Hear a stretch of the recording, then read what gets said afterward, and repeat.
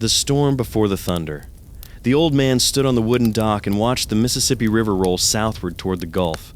The water moved as it always had, slow, powerful, indifferent. Nations could rise and fall beside it. Empires could be born and die. Men could fight, dream, and destroy one another. The river did not care. On a chilly evening in 1860, the old man removed his hat and gazed at the fading sunlight dancing across the water. Behind him, the town buzzed with rumors. People were whispering in stores, arguing in taverns, reading newspapers with trembling hands. A storm was coming. Not a storm of rain, a storm of blood. And almost nobody truly understood how much blood would be spilled. Within 5 years, more Americans would die than in all previous American wars combined. Brothers would shoot brothers. Neighbors would burn each other's homes. Entire towns would vanish. Fields would become graveyards. And the United States itself would stand on the edge of destruction.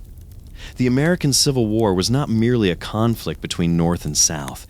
It was a struggle over power, over economics, over freedom, over the future of an entire nation. It was a war that would determine whether the United States remained one country or became two.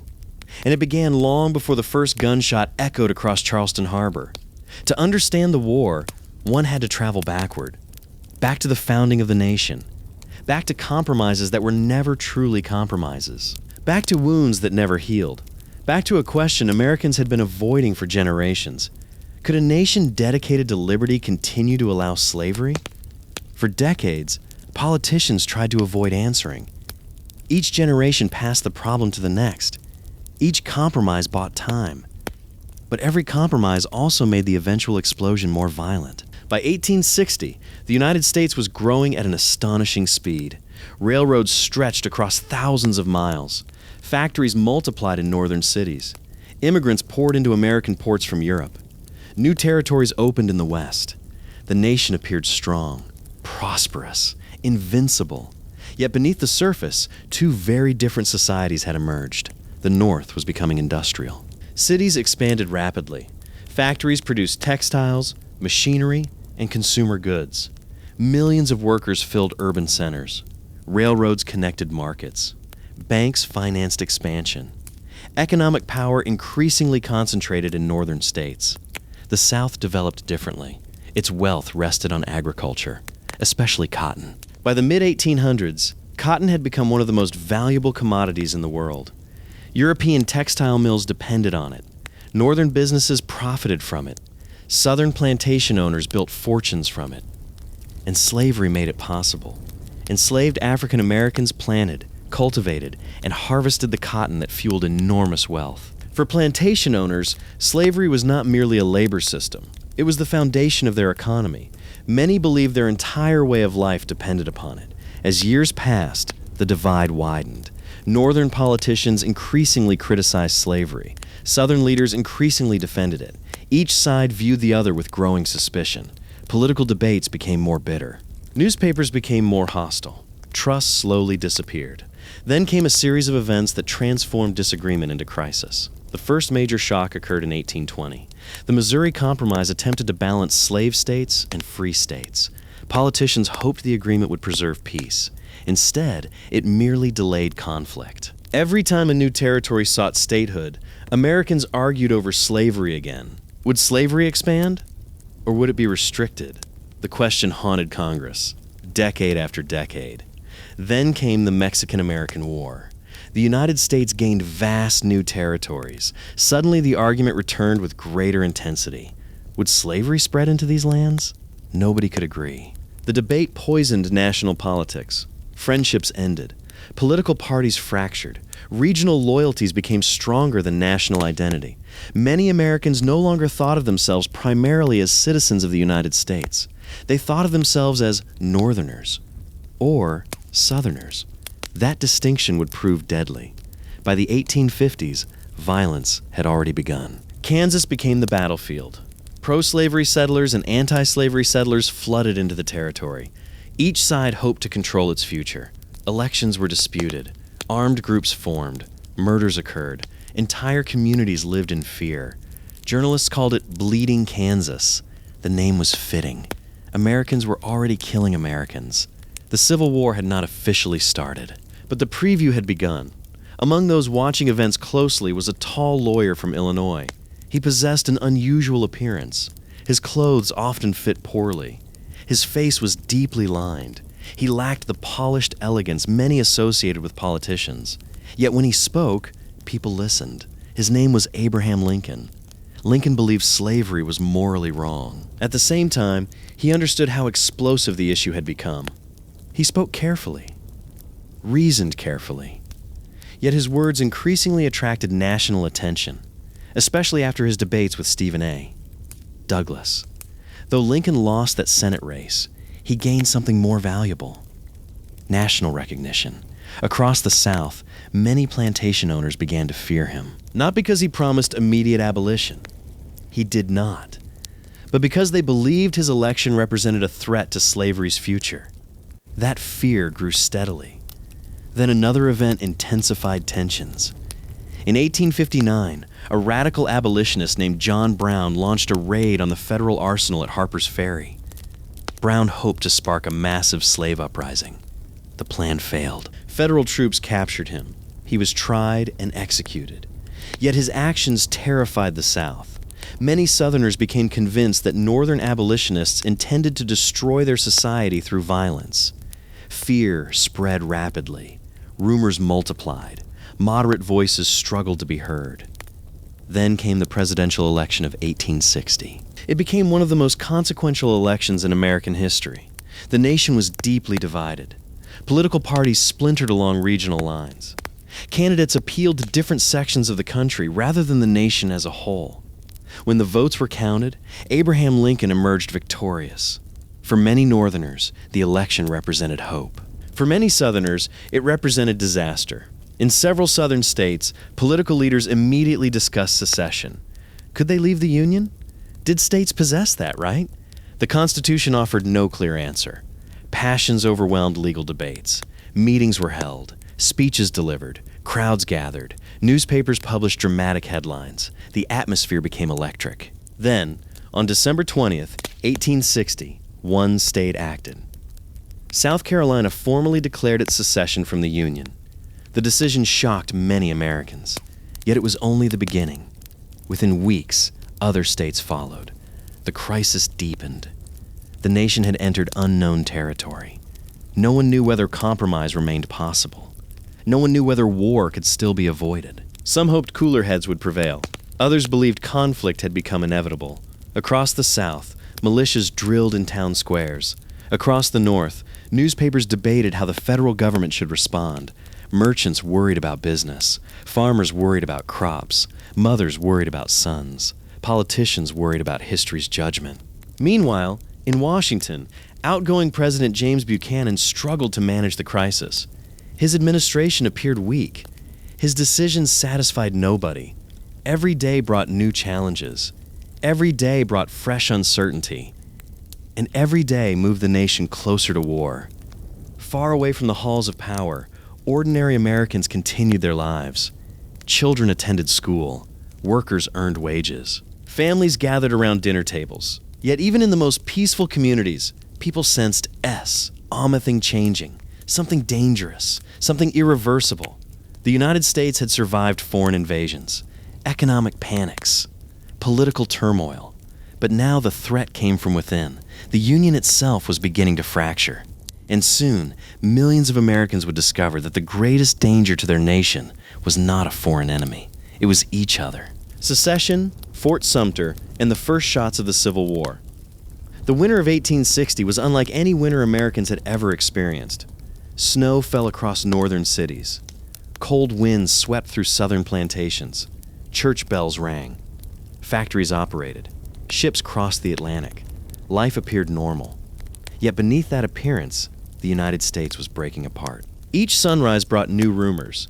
Each sunset brought new fears. Across the South, politicians gathered in crowded chambers illuminated by oil lamps. Heated speeches echoed through government buildings. Many believed their future depended upon leaving the Union.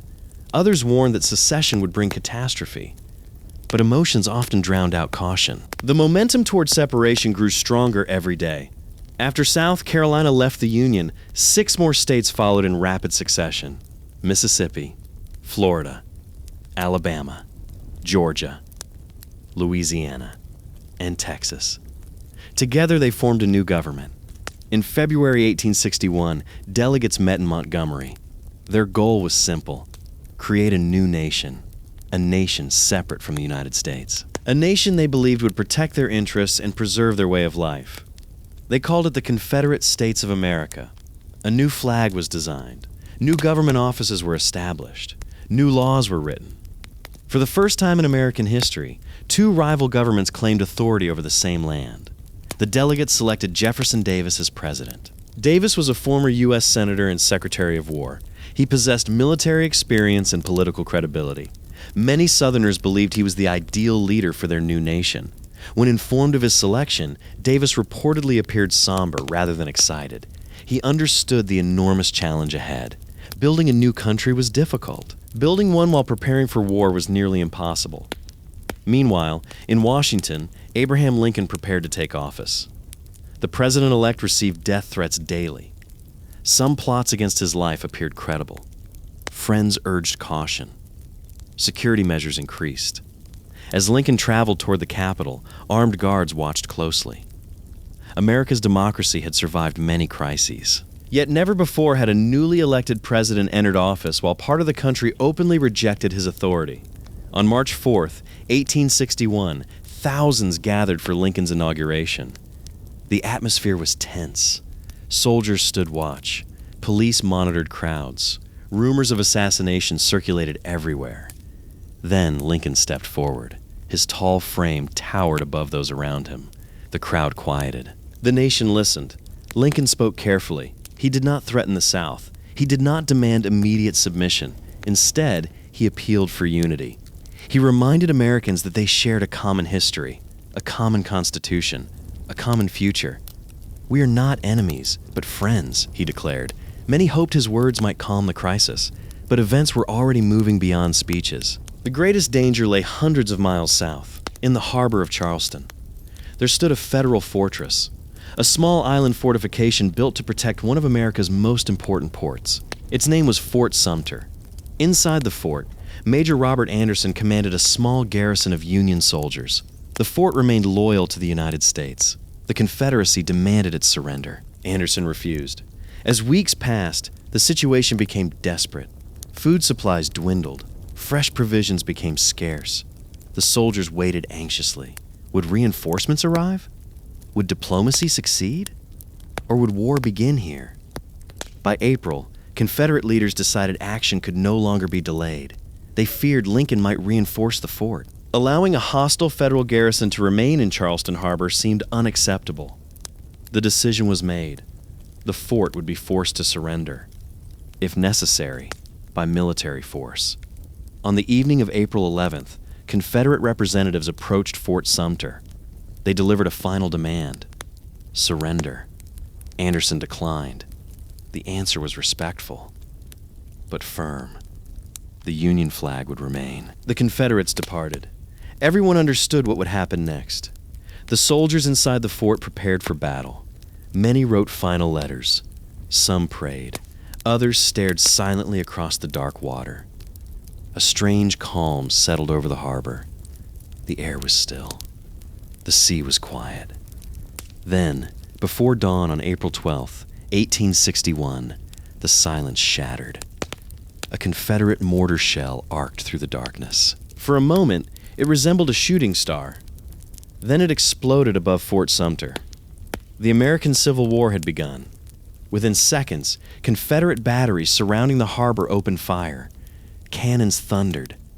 Flashes illuminated the night. Explosions echoed across Charleston.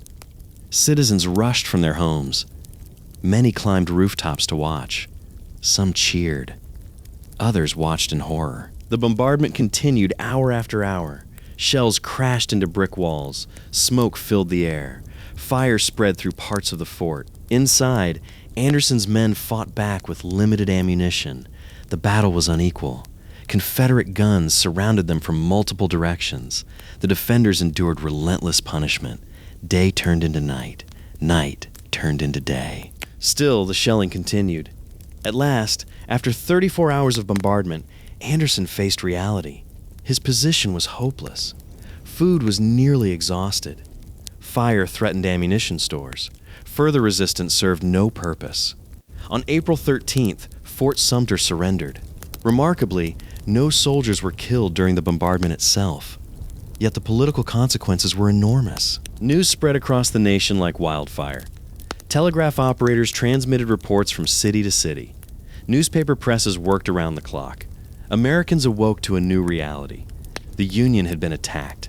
The war everyone feared had arrived. Lincoln responded immediately. He called for 75,000 volunteers to suppress the rebellion. The request electrified the North. Young men rushed to recruiting stations. Patriotic rallies filled town squares. Bands played martial music. Flags appeared everywhere. Many believed the conflict would end quickly. A few weeks, perhaps. A few months at most. Almost nobody imagined 4 years of slaughter. In the South, Lincoln's call for troops had the opposite effect. Several states that had hesitated now chose secession. They viewed the federal mobilization as proof that compromise was impossible. Soon, 4 more states joined the Confederacy: Virginia, Arkansas, Tennessee, and North Carolina. The Confederacy expanded dramatically. Its population increased. Its territory expanded. And perhaps most importantly, it gained Virginia. Virginia was not just another state. It was the birthplace of many American founders. It possessed significant industry, strong military traditions, and a strategic location. The Confederate capital was soon moved from Montgomery to Richmond. The war's center of gravity shifted northward. At the same time, families across America faced impossible decisions. In border states, loyalties divided households. Fathers supported the Union while sons joined the Confederacy. Brothers enlisted in opposing armies. Friends became enemies. Communities fractured. One of the most famous examples involved a respected Virginian officer. He had served the United States Army for decades. Many considered him one of America's finest military professionals. Lincoln hoped he would command Union forces. Instead, when Virginia seceded, he chose loyalty to his home state. His name was Robert E. Lee. The decision shocked many in Washington, yet thousands of Americans faced similar dilemmas. Was loyalty owed to the nation or to one state? The Civil War forced people to answer that question, and the answers varied dramatically. Throughout the spring of 1861, both sides prepared for conflict. Training camps appeared everywhere. Uniforms were issued, weapons distributed, drills conducted. Most volunteers possessed little military experience. Many had never fired a weapon in combat. Yet enthusiasm remained high. Young soldiers marched proudly through cheering crowds. Women waved handkerchiefs. Children chased parades through dusty streets. Many recruits expected adventure, glory, honor. They imagined dramatic victories and triumphant returns home. Very few understood what modern warfare would actually look like. They had never seen a battlefield covered with thousands of bodies, never heard the screams of the wounded, never smelled the stench of death lingering beneath a summer sun. That education was coming, and it would arrive sooner than anyone expected. As spring turned into summer, political leaders on both sides faced mounting pressure. Citizens demanded action. Newspapers demanded action. Soldiers demand action. Everyone wanted a decisive victory. Everyone believed victory was possible. Everyone underestimated their enemy. The armies began moving. North and South advanced toward one another. The collision would occur near a small stream in Virginia, a place few Americans had ever heard of, a place called Bull Run. There, the illusion of a short war would die, and the true horror of the American Civil War would begin. In the summer of 1861, America still believed in easy victories. Politicians promised them. Newspapers predicted them. Citizens expected them. From Boston to New Orleans, countless people assumed the war would be over by Christmas. Some believed it might end within weeks. After all, how difficult could it be? The United States had fought foreign enemies before. Surely one side would win a decisive battle, the other would surrender, and life would return to normal. It was a comforting fantasy. and like many comforting fantasies, it was about to be destroyed. By July, enormous pressure weighed upon President Abraham Lincoln. The Union Army was growing rapidly, but training required time. Lincoln knew that. His generals knew that. Yet the public grew impatient. Every newspaper headline demanded action. Every politician demanded action. Citizens wanted proof that the federal government remained strong. They wanted victory, now. Finally, Lincoln approved an advance into Virginia. The primary Union Army gathered near Washington. Its commander was a respected officer named Irvin McDowell. McDowell understood the weaknesses of his force. Many soldiers had only recently enlisted. Training was incomplete. Discipline remained inconsistent. But political pressure left little choice. The army marched south. Across Virginia, Confederate forces prepared to meet them. Their main army was commanded by P.G.T. Beauregard. Additional Confederate troops under Joseph E. Johnston were positioned elsewhere and might reinforce the battlefield if they arrived in time. Both sides believed they could win. Neither side fully understood what was coming. The battlefield lay near a winding stream called Bull Run, not far from the small town of Manassas. The landscape seemed peaceful. Rolling hills, wooded areas, open fields, birds sang above farms and creeks. It hardly looked like the place where the future of a nation would begin to drown in blood. On July 21st, 1861, thousands of soldiers awoke before dawn. The battle began.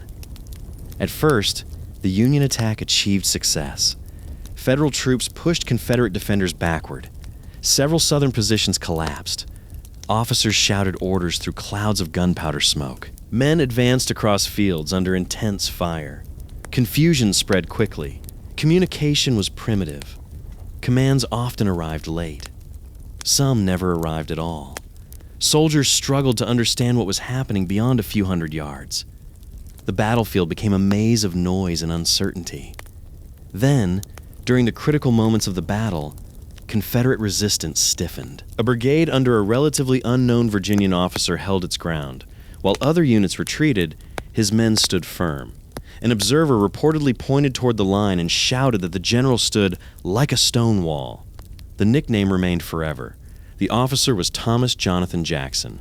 The phrase spread rapidly. Stonewall Jackson. The name would become legendary. His soldiers rallied around him. Confederate defenses stabilized. Meanwhile, reinforcements from Johnston's army arrived after a remarkable railroad movement. For one of the first times in military history, railroads played a major role in rapidly shifting troops toward a battlefield. Fresh Confederate soldiers entered the fight. Their arrival changed everything. By afternoon, the momentum shifted. Union attacks weakened. Confederate counterattacks intensified. Suddenly, the army that had advanced confidently in the morning found itself under immense pressure. Lines broke. Units became disorganized. Panic spread. Some soldiers retreated in an orderly manner. Others fled. The retreat quickly became chaotic. Roads filled with wagons, artillery, cavalry, and frightened men. As Confederate forces pressed forward, discipline collapsed among portions of the Union Army. The retreat became a rout. Thousands streamed back toward Washington. The dream of a quick Union victory had vanished. Yet the battlefield produced another remarkable spectacle. Many civilians had traveled from Washington to watch the battle. Members of Congress, journalists, curious families. Some even brought picnic baskets. They expected entertainment, a grand military display. Instead, they witnessed disaster. As fleeing soldiers surged toward the rear, civilians found themselves caught in the chaos. Carriages overturned, roads clogged, fear spread rapidly. The war suddenly became real, very real. When the fighting finally ended, both sides claimed victory. Technically, the Confederacy had won. The Union Army had retreated. The battlefield remained in Confederate hands. Celebrations erupted across the South. Church bells rang. Crowds cheered. Newspapers proclaimed triumph. Many Southerners believed independence was now inevitable. Yet Confederate leaders soon realized something important. The Union had not been destroyed. Washington remained secure. Federal armies still existed. The war would continue. In the North, reactions were very different. Shock, embarrassment, anger. Many citizens struggled to comprehend what had happened. Hadn't everyone promised victory? Hadn't experts assured them the rebellion would collapse quickly? Reality had delivered a painful lesson. This war would not be easy. This war would not be short. This war would demand enormous sacrifice. President Lincoln understood that immediately. He did not surrender to despair. Instead, he began preparing for a much larger conflict. Hundreds of thousands of additional volunteers would be needed. New armies would have to be created. Industries would need to support military production. The entire nation would have to mobilize. The struggle had entered a new phase.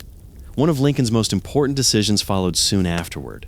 He appointed a young and ambitious officer to rebuild the Army of the Potomac. His name was George B. McClellan. McClellan possessed remarkable organizational talent. He transformed disorganized recruits into a disciplined fighting force. Training improved dramatically. Morale increased. The Army grew larger and more professional. Soldiers admired him. Many practically worshipped him. Yet McClellan also possessed a weakness that would haunt the Union war effort. He consistently overestimated enemy strength. Again and again, he believed Confederate armies were much larger than they actually were. This caution made him reluctant to attack. Lincoln would become increasingly frustrated by that hesitation. While armies reorganized, the war expanded. The conflict was no longer limited to Virginia. Battles erupted across vast regions of the country: Kentucky, Missouri, Tennessee, the Atlantic coast, the Mississippi Valley.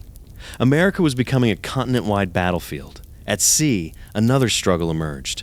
The Union possessed a significant naval advantage. Lincoln's government implemented a blockade of southern ports.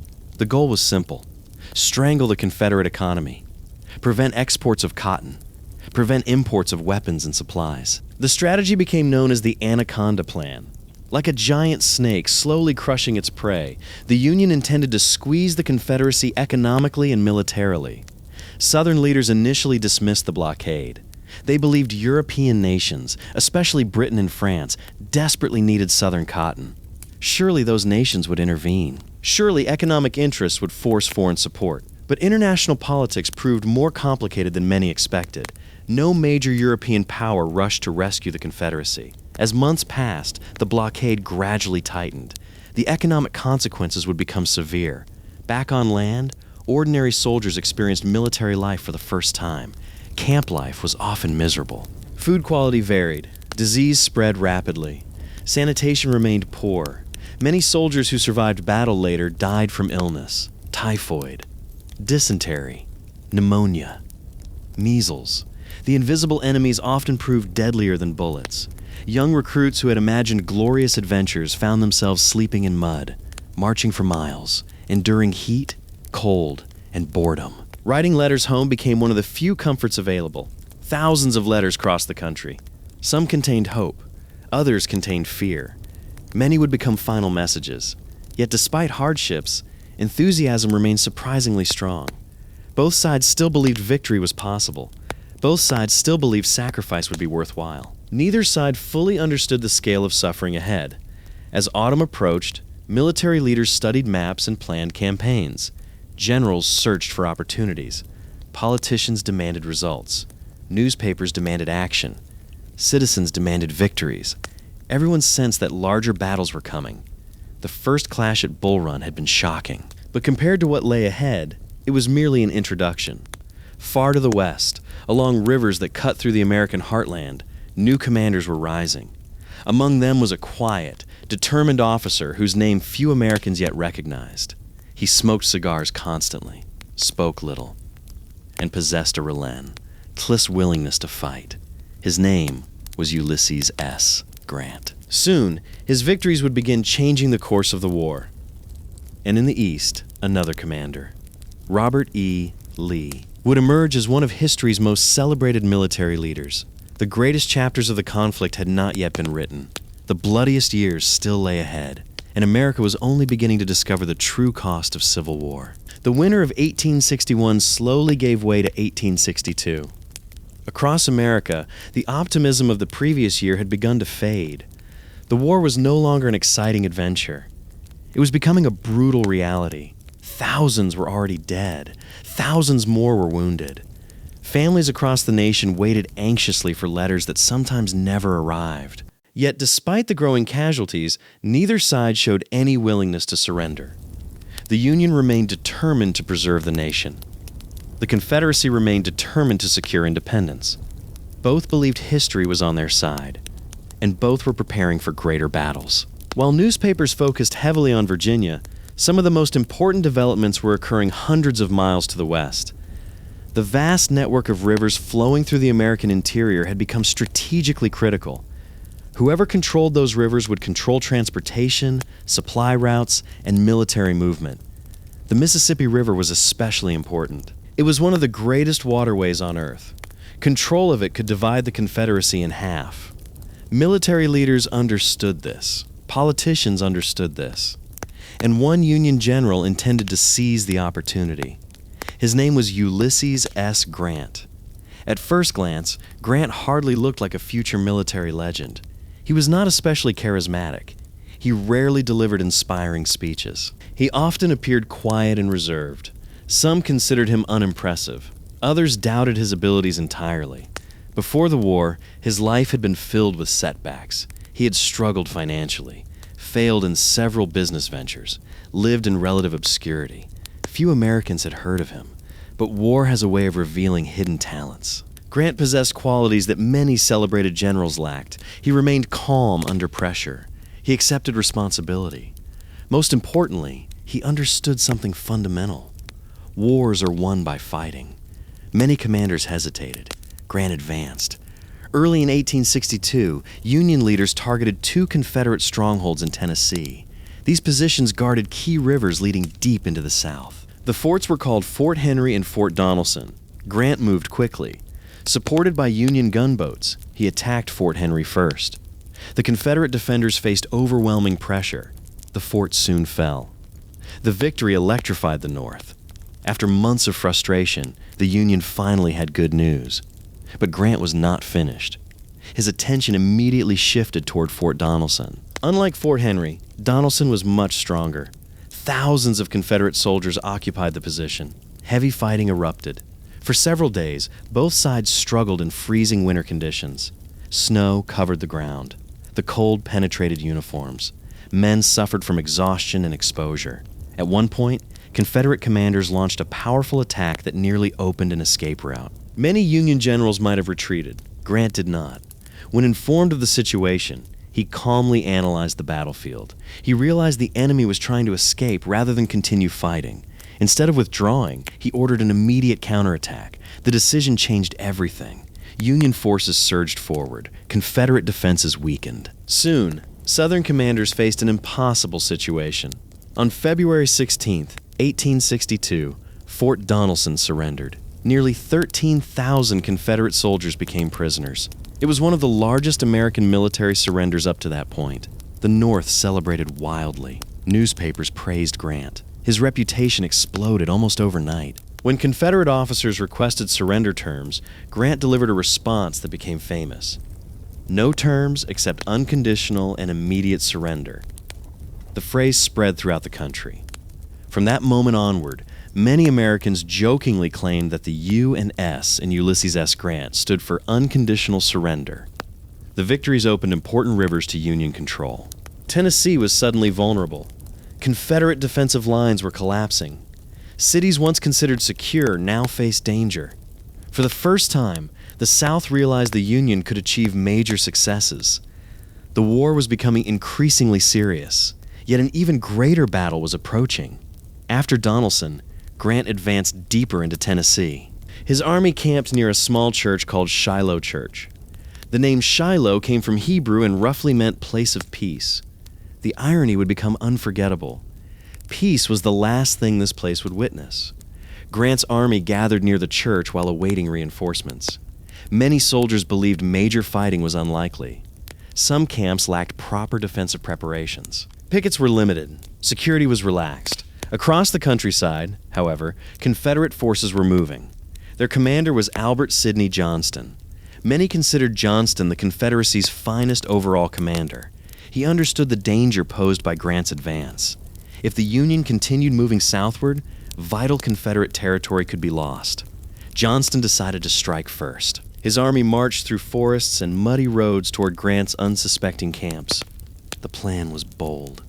Destroy the Union army before reinforcements arrived. Achieve a decisive victory. Reverse Confederate fortunes in the West. At dawn on April 6, 1862, the attack began.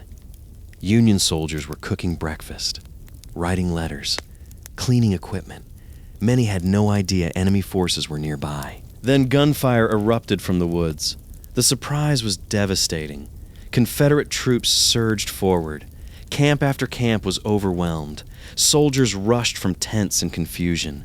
Some barely had time to grab weapons. The battlefield descended into chaos. For hours, the Confederates drove Union forces backward. Entire units collapsed. Thousands fled. Others fought desperately to hold their ground. One position became especially famous, a dense area where Union troops resisted repeated assaults. The fighting was so intense that bullets shredded trees and vegetation. The location became known as the Hornet's Nest. Men died by the hundreds. The noise was constant. Rifles, cannons, screams, explosions. Smoke covered the battlefield. Visibility dropped. Commanders struggled to understand events unfolding around them. Grant himself rode across the battlefield directing resistance. He refused to panic. Even as the situation deteriorated, he remained determined to continue fighting. The Confederates appeared close to victory. Then disaster struck them. General Albert Sidney Johnston rode near the front lines, encouraging his men. During the chaos, a bullet struck him behind the knee. At first, he seemed unconcerned. The wound appeared minor, but the bullet had severed a major artery. Blood poured into his boot. Johnston soon collapsed. Within a short time, he was dead. The Confederacy had lost one of its most important commanders. The death created confusion at a critical moment. Leadership passed to P.G.T. Beauregard. Although the Confederates continued attacking, momentum gradually slowed. As darkness fell, the first day ended. The battlefield was horrifying. Thousands lay dead or wounded. Fields were covered with bodies. The cries of injured men echoed through the night. Many soldiers had never witnessed such carnage. Some could not sleep. Others sat silently staring into darkness. The war had entered a new and terrifying phase. Yet the battle was not over. During the night, Union reinforcements arrived. Fresh troops crossed the river and strengthened Grant's position. By morning, the balance of power had shifted. Now it was the Union that held numerical superiority. On April 7th, Grant launched a massive counterattack. The exhausted Confederates struggled to resist. Hour by hour, they were pushed backward. Eventually, Beauregard ordered a retreat. The Battle of Shiloh was over. The casualties stunned the nation. More than 23,000 soldiers had been killed, wounded, or captured. Americans could scarcely believe the numbers. Before Shiloh, many people still imagined war as something dramatic and glorious.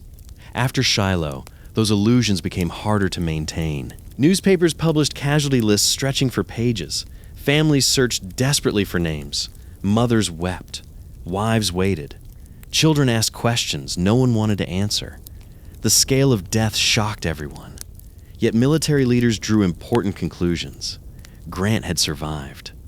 Despite surprise attacks and enormous losses, he had refused to retreat.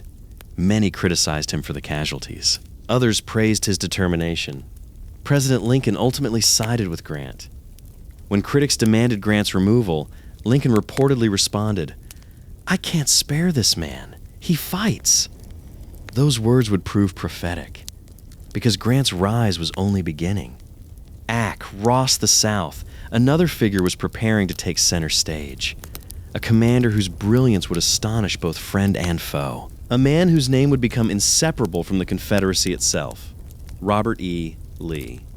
Soon, in Virginia, Lee would launch a series of campaigns that would transform him into a military legend, and the war would enter its most dramatic chapter yet. By the spring of 1862, the American Civil War had already consumed tens of thousands of lives. The optimism that had filled both North and South in 1861 was fading. Reality had arrived. The war was bigger, longer, and bloodier than anyone had imagined. Yet despite the mounting casualties, neither side was close to victory. In the North, citizens demanded results. The Union possessed greater industry, greater population, greater financial resources. Many Americans wondered why the rebellion had not already been crushed. Their hopes rested largely on one man, General George B. McClellan. McClellan had transformed the Army of the Potomac into a powerful military force. His soldiers admired him deeply. His camps were organized. His army was disciplined. His equipment was modern. To many observers, he appeared exactly the kind of commander needed to win the war. But McClellan had a problem. He rarely believed he had enough men. No matter how large his army became, he remained convinced the enemy was even larger. Again and again, he delayed operations. Again and again, he requested reinforcements. Again and again, Abraham Lincoln grew frustrated. The president wanted action. McClellan wanted certainty. War rarely provides certainty. Eventually, McClellan launched a major offensive toward the Confederate capital of Richmond. His strategy became known as the Peninsula Campaign. Instead of marching directly south from Washington, he transported his army by water and advanced up the Virginia Peninsula. The plan was clever. If successful, Richmond might fall. And if Richmond fell, perhaps the Confederacy itself would collapse. Thousands of Union soldiers marched through swamps, forests, and muddy roads toward the Confederate capital. At first, progress appeared promising. Richmond seemed vulnerable. Southern leaders grew nervous. Government officials prepared contingency plans. Citizens feared the city might soon be occupied. For a brief moment, it appeared the Union might achieve the decisive victory it desperately sought. Then fate intervened. The Confederacy's leading commander at the time, General Joseph E. Johnston, was wounded during fighting near Richmond. His injury forced him from command. The replacement chosen by Confederate President Jefferson Davis was respected, but few realized how significant the appointment would become. The new commander was Robert E. Lee. Today, Lee is one of the most famous military leaders in American history. Yet in mid-1862, his reputation was still developing. Some Confederate officers doubted him. A few critics even mocked him. They considered him overly cautious, too focused on engineering and defensive positions, not aggressive enough. Those opinions would soon change dramatically. Lee immediately began studying the situation around Richmond. What he saw alarmed him. McClellan's army threatened the Confederate capital. Waiting passively could prove disastrous. Lee decided upon a different approach. Attack. Attack repeatedly. Attack boldly. Attack even when the risks seemed enormous. It was a philosophy that would define much of his military career. By late June, Lee launched a series of coordinated assaults known collectively as the 7 Days Battles. For 7 days, the countryside around Richmond exploded into violence. Battles erupted at places with names that would enter history. Mechanicsville, Gaines's Mill, Savage's Station, Glendale, Malvern Hill. The fighting was chaotic and often brutal. Lee's attacks frequently suffered from poor coordination. Communication problems caused confusion. Several assaults failed. Others achieved only limited success. Yet Lee accomplished something extremely important. He seized the initiative. McClellan found himself constantly reacting, constantly worried, constantly uncertain. As casualties mounted, the Union commander became increasingly convinced he faced overwhelming numbers. In reality, Confederate forces were often smaller than he believed. But perception matters in war, and McClellan's perception was dominated by caution. The 7 Days battles culminated near Malvern Hill. There, Union artillery devastated Confederate attacks. Southern losses were terrible. Wave after wave of soldiers advanced into murderous fire. Cannons tore gaps through their ranks. Bodies covered the battlefield. Tactically, it was a Union success. Yet strategically, Lee had won. Despite battlefield advantages, McClellan continued withdrawing. His offensive collapsed. The threat to Richmond disappeared. The Confederate capital was safe.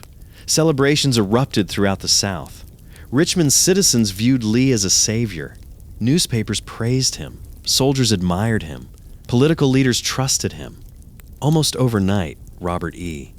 Lee became the Confederacy's greatest military hero. The psychological impact was enormous. The South had been on the defensive. Now, it believed victory might actually be possible. Meanwhile, the North reacted with disappointment. Once again, hopes for a quick victory had vanished.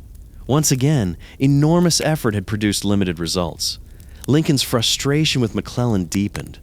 The president increasingly questioned whether his general possessed the determination necessary to destroy Confederate armies. Yet larger events were already unfolding. Lee had no intention of remaining on the defensive. He wanted more than survival. He wanted victory. And victory required taking the war to the enemy. Soon another Union army advanced into northern Virginia. Its commander was General John Pope. Unlike McClellan, Pope spoke aggressively. He promised action. He promised results. He promised results. Many politicians welcomed his confidence. Lee welcomed it too, because confidence can become recklessness. In August 1862, Lee moved against Pope. The resulting campaign led to the Second Battle of Bull Run. Near the same ground where the first major battle of the war had occurred, armies collided once more. This time, Lee employed one of the most daring maneuvers of the war. He divided his army in the presence of a larger enemy. Normally, such a decision would be extremely dangerous. If Union forces concentrated against one part of the Confederate army, disaster could follow. But Lee trusted his commanders, especially one man, Stonewall Jackson. Jackson marched his troops on a bold flanking movement behind Union lines. His soldiers covered remarkable distances. Dust-covered and exhausted, they struck unexpectedly. Confusion spread through the Union army. Pope struggled to understand Confederate intentions. For 2 days, fierce fighting raged. Then Lee delivered the decisive blow. Massive Confederate attacks shattered Union positions. Federal troops retreated. The Union army suffered another major defeat. The victory transformed Lee's reputation from respected commander into military genius.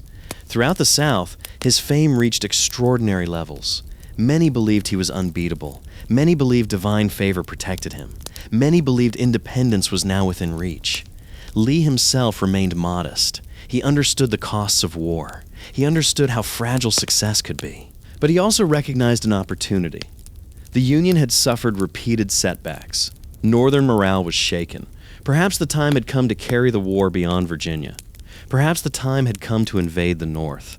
Such an invasion could achieve several goals. It might influence foreign governments. It might weaken Northern support for the war. It might even lead to a negotiated peace. The possibility was tempting. And so, in September 1862, Lee began moving his army northward. For the first time, the Confederacy would bring major war onto Union soil. Farmers in Maryland watched columns of gray-clad soldiers march past their fields. Church bells rang an alarm. Telegraph operators transmitted urgent reports. Across the North, citizens reacted with a mixture of fear and determination. The Confederate army was coming, and somewhere ahead lay a battle that would become one of the bloodiest single days in American history. A battle fought beside a quiet creek. A battle where more than 20,000 men would fall in less than 24 hours. A battle that would change not only the course of the war, but the meaning of the war itself. Its name was Antietam. And after Antietam, the struggle would no longer be fought merely for Union. It would increasingly become a struggle for freedom. September 1862. The leaves were beginning to change color across the countryside of Maryland. Golden fields stretched beneath clear skies. Farmers harvested crops. Children played beside dusty roads. Church bells echoed through small towns.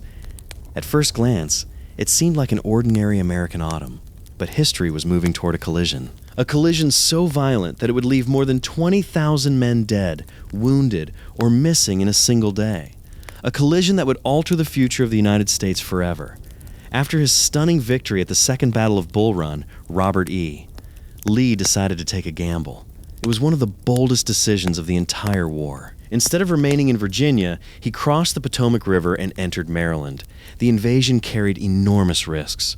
Lee's army was exhausted. Many soldiers lacked proper shoes. Food supplies were limited. Ammunition was not unlimited. Yet Lee believed the potential rewards outweighed the dangers. A victory on Northern soil could transform the war. Perhaps Maryland would join the Confederacy. Perhaps European powers would recognize Southern independence. Perhaps Northern voters would lose faith in the conflict. Perhaps the Union government would be forced to negotiate peace. The possibilities were enormous. As Confederate soldiers marched northward, many felt hopeful. They had repeatedly defeated larger Union armies. Their confidence was high. Some believed independence was now within reach. Meanwhile, panic spread through parts of the North. Newspapers carried alarming headlines. Rumors circulated everywhere. Citizens wondered if Confederate troops might soon threaten major cities. President Lincoln faced immense pressure. He needed a victory. Not next year. Not next month. Now. The responsibility for stopping Lee once again fell upon George B. McClellan. Lincoln had returned him to command despite previous frustrations. McClellan remained popular with soldiers, and at this critical moment, the Union needed stability. Then something extraordinary happened. A Union soldier discovered a lost copy of Lee's operational orders. The document had been wrapped around cigars and accidentally left behind. Inside were detailed plans describing Confederate troop movements. It was one of the greatest intelligence discoveries in American military history. When McClellan received the information, he reportedly exclaimed that if he could not defeat Lee with those orders, he deserved to go home. For once, the Union commander possessed a clear picture of enemy intentions. Yet even with this advantage, McClellan moved cautiously. Time slipped away. Lee concentrated his forces. The opportunity for complete destruction narrowed. Still, a major battle became unavoidable. The armies converged near a small Maryland town called Sharpsburg. Nearby flowed a quiet stream known as Antietam Creek. The landscape was peaceful. Cornfields swayed in the breeze. Woodlots dotted the countryside. Farmhouses stood amid rolling terrain.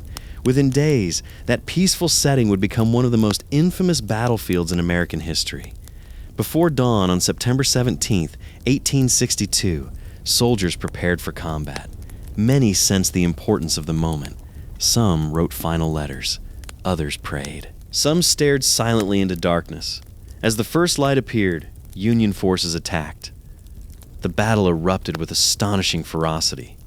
The opening clashes occurred in a cornfield. Rows of corn were shredded by bullets.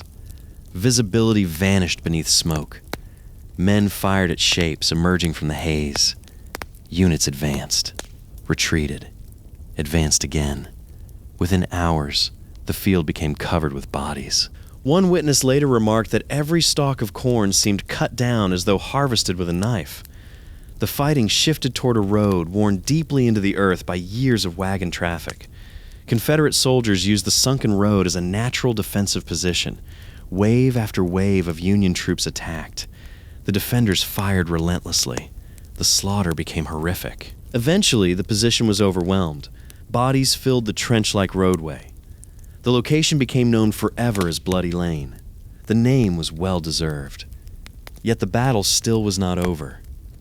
Further south, Union forces targeted a narrow stone bridge spanning Antietam Creek. The bridge was defended by a relatively small Confederate force. Again and again, Union attacks failed. Again and again, soldiers fell. Hours passed. Precious time disappeared. Finally, Federal troops crossed. A breakthrough seemed possible. Lee's army appeared vulnerable. Then Confederate reinforcements arrived at exactly the right moment. Their appearance stabilized the line. The opportunity slipped away. As darkness approached, the fighting gradually ended. Neither side had achieved a decisive victory, yet the scale of the bloodshed was staggering. More than 22,000 men were killed, wounded, or missing. No single day in American military history has produced greater casualties. Families across the nation soon learned the terrible news. Thousands received letters informing them that sons, husbands, fathers, or brothers would never return. Hospitals overflowed. Surgeons worked without rest. Wounded men cried out through the night. Many died far from home. The battlefield itself became a nightmare. Bodies lay scattered across fields, roads, and streams. The smell of death lingered for days. For those who witnessed it, Antietam would never be forgotten. Militarily, the battle was inconclusive. Lee's army survived. The Confederacy was not destroyed. Yet strategically, the Union had achieved something important. Lee's invasion ended. The Confederate army retreated back into Virginia. For Lincoln, that was enough. He had been waiting for a military success before taking a step he considered both morally necessary and politically risky. Now he believed the moment had arrived. For months, Lincoln had wrestled with a profound question. What was the true purpose of the war? Initially, preserving the Union had been the primary objective. Many Northern citizens supported that goal. But the issue of slavery could not be separated from the conflict. Slavery lay at the heart of the rebellion. The institution sustained the Confederate economy. It supported Confederate armies. It shaped Confederate society. Lincoln increasingly concluded that preserving the Union and ending slavery were interconnected objectives. 5 days after Antietam, he announced a revolutionary decision, the Emancipation Proclamation. The proclamation declared that enslaved people in areas still rebelling against the United States would be free as of January 1st, 1863. The announcement transformed the war. It did not immediately free every enslaved person. Its legal reach was limited to Confederate territory. But its political and moral significance was immense. The conflict was no longer solely about preserving the Union. It was now increasingly about freedom. Reactions were powerful. Abolitionists celebrated. Many enslaved people viewed the announcement as a beacon of hope. Across plantations throughout the South, word spread, often slowly, sometimes through whispered conversations, sometimes through secret networks. But the message traveled. Freedom might be coming.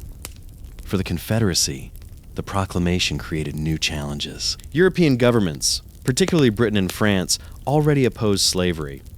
Supporting the Confederacy became politically more difficult.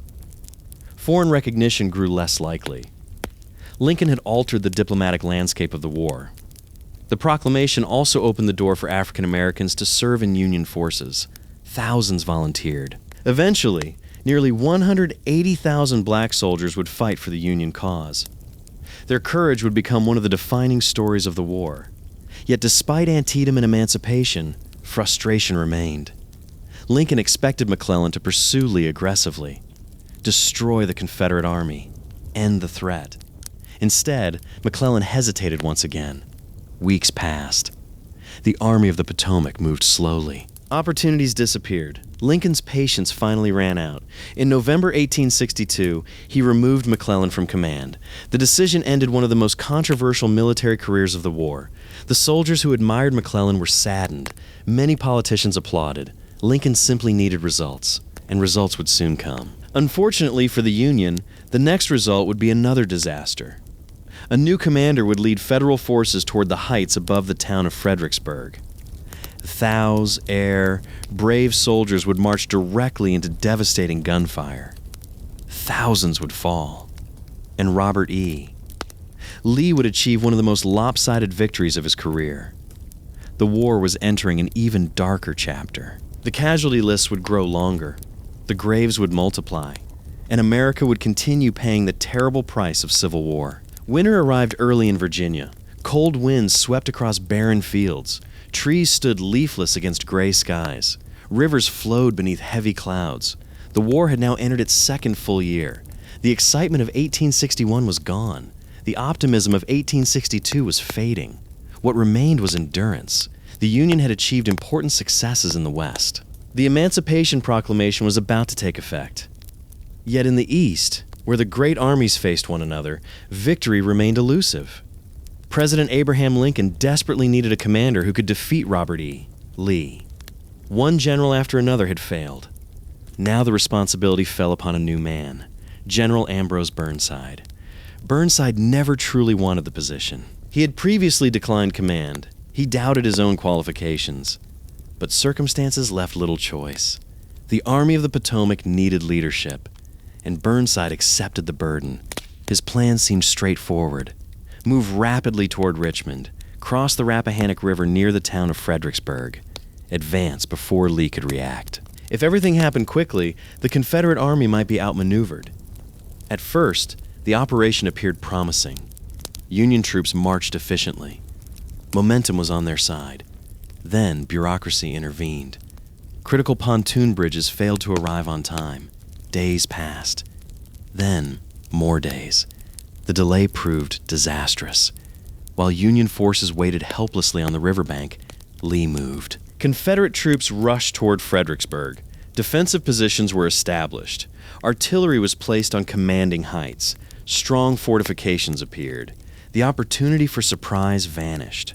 Still, Burnside chose to attack. By December 1862, nearly 200,000 soldiers faced one another around Fredericksburg. It was one of the largest concentrations of troops in North American history. The battle began with fierce urban fighting. Union soldiers crossed pontoon bridges under fire. Confederate sharpshooters hidden within the town inflicted casualties.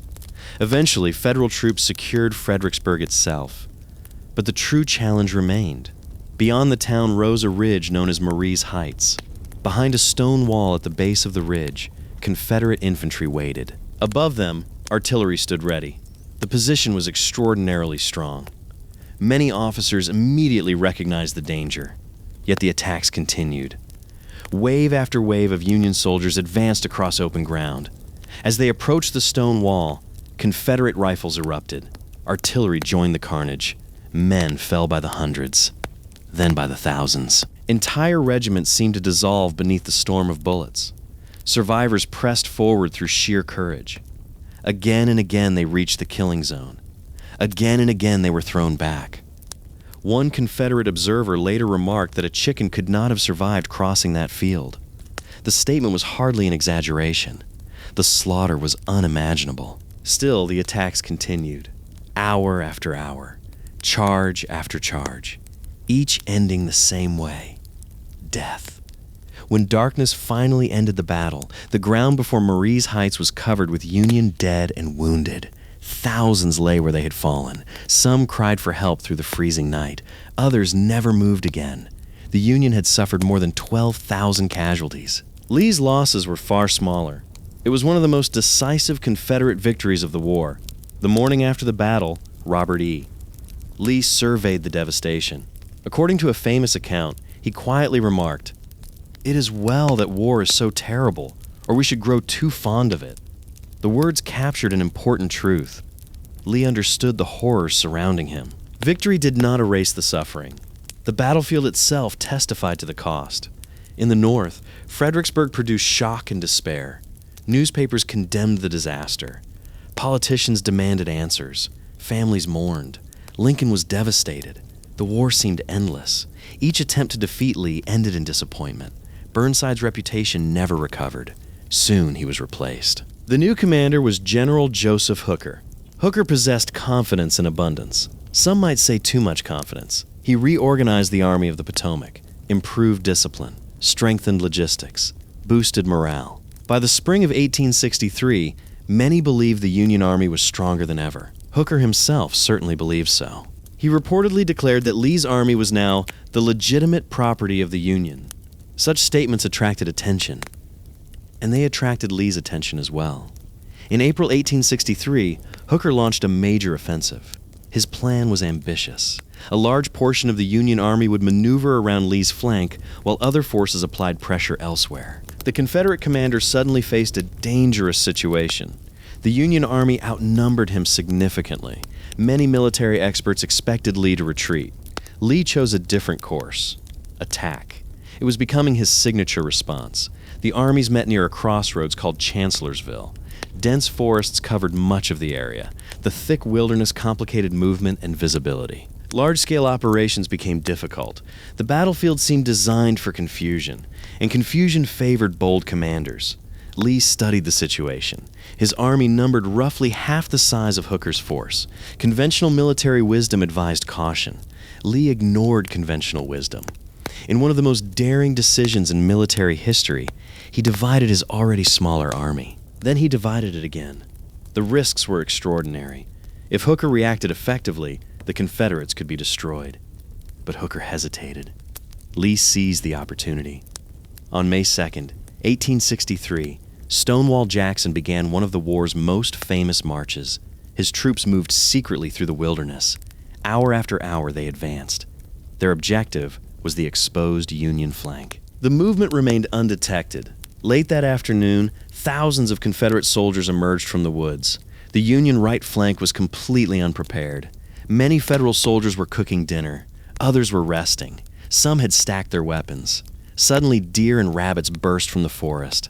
Moments later came the Confederates. The attack struck with devastating force. Panic spread rapidly.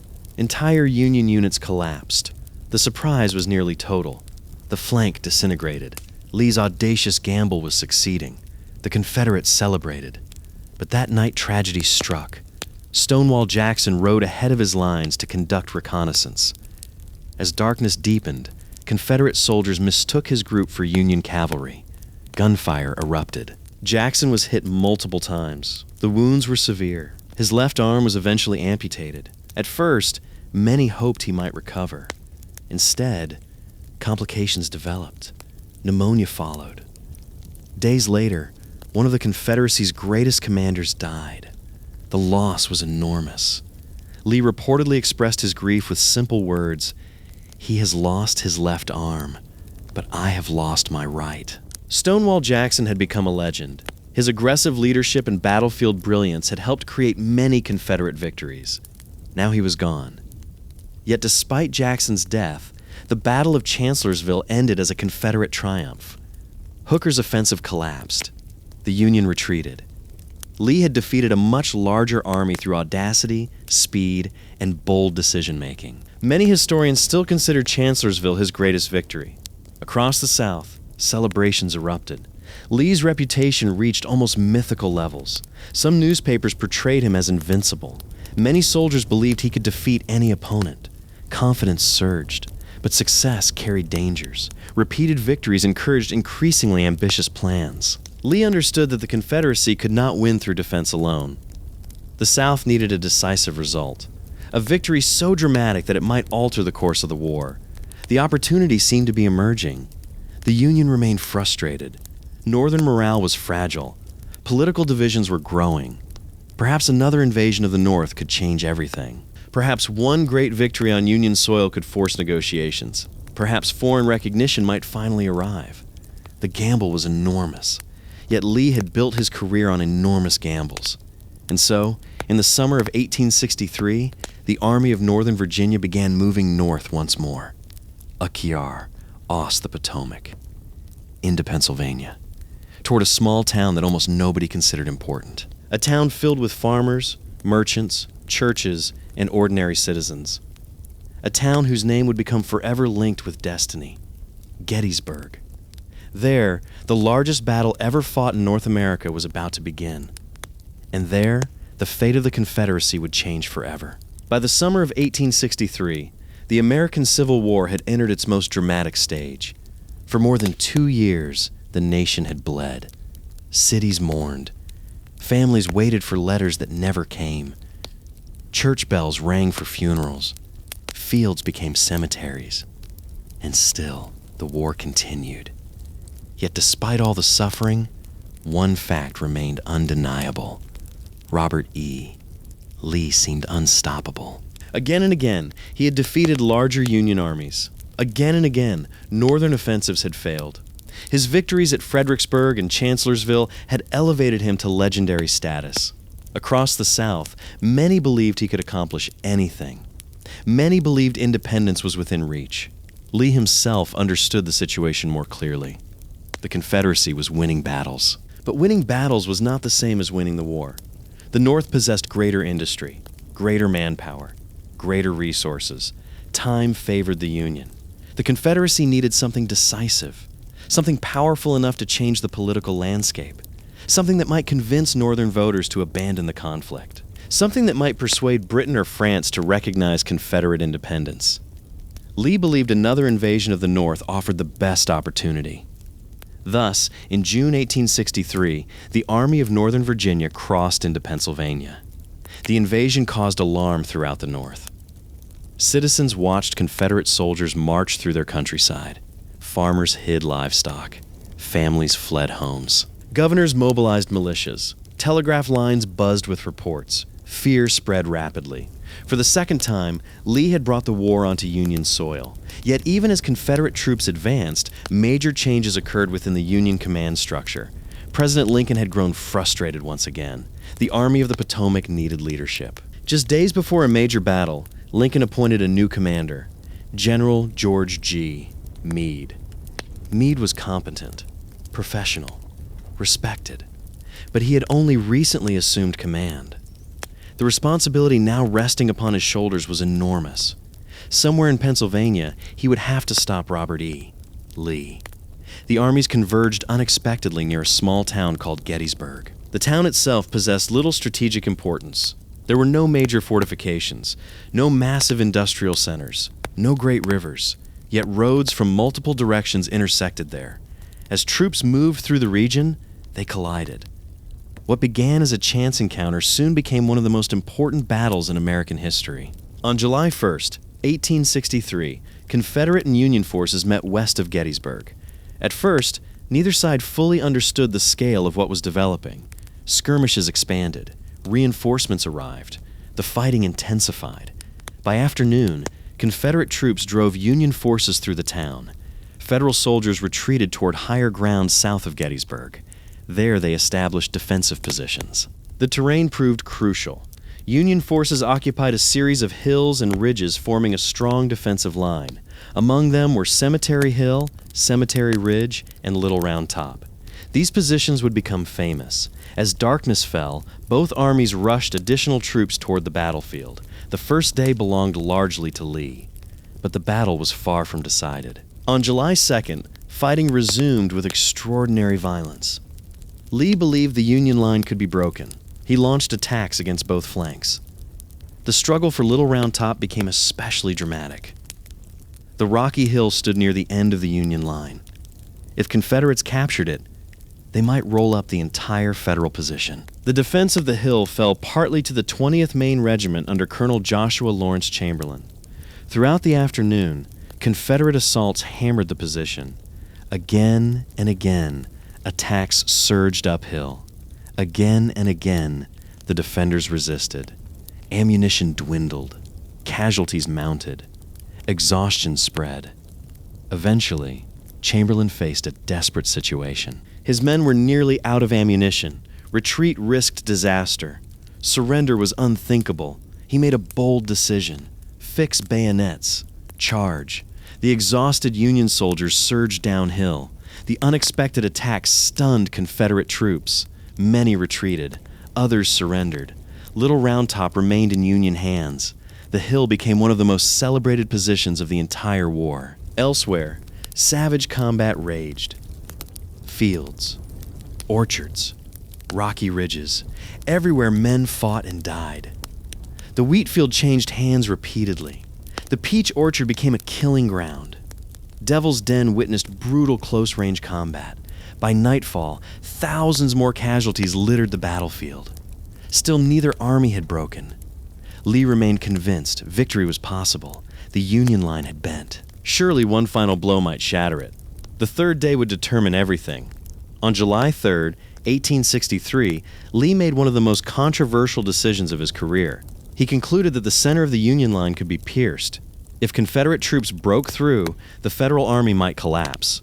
The attack would require a massive assault across open ground. Nearly 3/4 of a mile of exposed terrain separated the Confederate position from the Union defenses. Artillery would soften the target first. Then, infantry would advance. Many officers questioned the plan. The risks were obvious. But Lee believed success remained achievable. Shortly after 1 p.m., Confederate artillery opened fire. More than 100 cannons thundered across the landscape. The bombardment was among the largest ever seen in North America. Smoke filled the air. The earth shook. Explosions erupted along Union positions. For nearly 2 hours, the cannon duel continued. Then came the infantry assault. Approximately 12,500 Confederate soldiers stepped forward. Their commander was George Pickett, though several divisions participated. Flags waved. Drums beat. Officers shouted commands. The long gray line advanced across open fields. At first, the movement appeared magnificent. Observers on both sides watched in awe. Then Union artillery opened fire. Shells exploded among the advancing ranks. Gaps appeared. Yet the Confederates continued. Closer and closer they marched. Then rifles joined the carnage. Bullets tore through the formation. Men fell by the hundreds. Still the survivors pressed forward. Some reached the stone wall defending the Union center. Brief hand-to-hand fighting erupted. For a moment, it seemed possible the line might break. Then Union reinforcements arrived. The attack collapsed. The survivors retreated. The field was covered with dead and wounded. Pickett's charge had failed. The consequences were enormous. Lee's army had suffered devastating losses. Thousands of irreplaceable veterans were gone. The offensive power of the Army of Northern Virginia had been crippled. As survivors streamed back, Lee rode among them. Witnesses recalled him accepting responsibility. "It is all my fault," he reportedly told his men. The statement reflected his character. Lee rarely blamed others for failure, yet no words could undo the damage. The battle was lost. On July 4th, Lee began retreating toward Virginia. The invasion of the North had failed. Gettysburg became a turning point. The Confederacy would continue fighting for nearly 2 more years. Lee would still win battles. His army would remain dangerous. But after Gettysburg, the dream of Confederate victory grew increasingly distant. The losses were simply too severe. At the same time, another dramatic event was unfolding far to the west. While Gettysburg captured headlines, Union forces under Ulysses S. Grant achieved a major victory at the fortress city of Vicksburg. On July 4th, 1863, the same day Lee retreated, Vicksburg surrendered. The Union now controlled the Mississippi River. The Confederacy was effectively split in two. Together, Gettysburg and Vicksburg transformed the war. The momentum shifted. For the first time, many observers realized the Union might actually win. Yet victory remained far away. Hundreds of thousands of soldiers still stood under arms. The Confederacy remained determined. Its armies still foe, girt fiercely. And in the West, Ulysses S. Grant was preparing for even greater responsibilities. His relentless style of warfare would soon bring him into direct conflict with Robert E. Lee.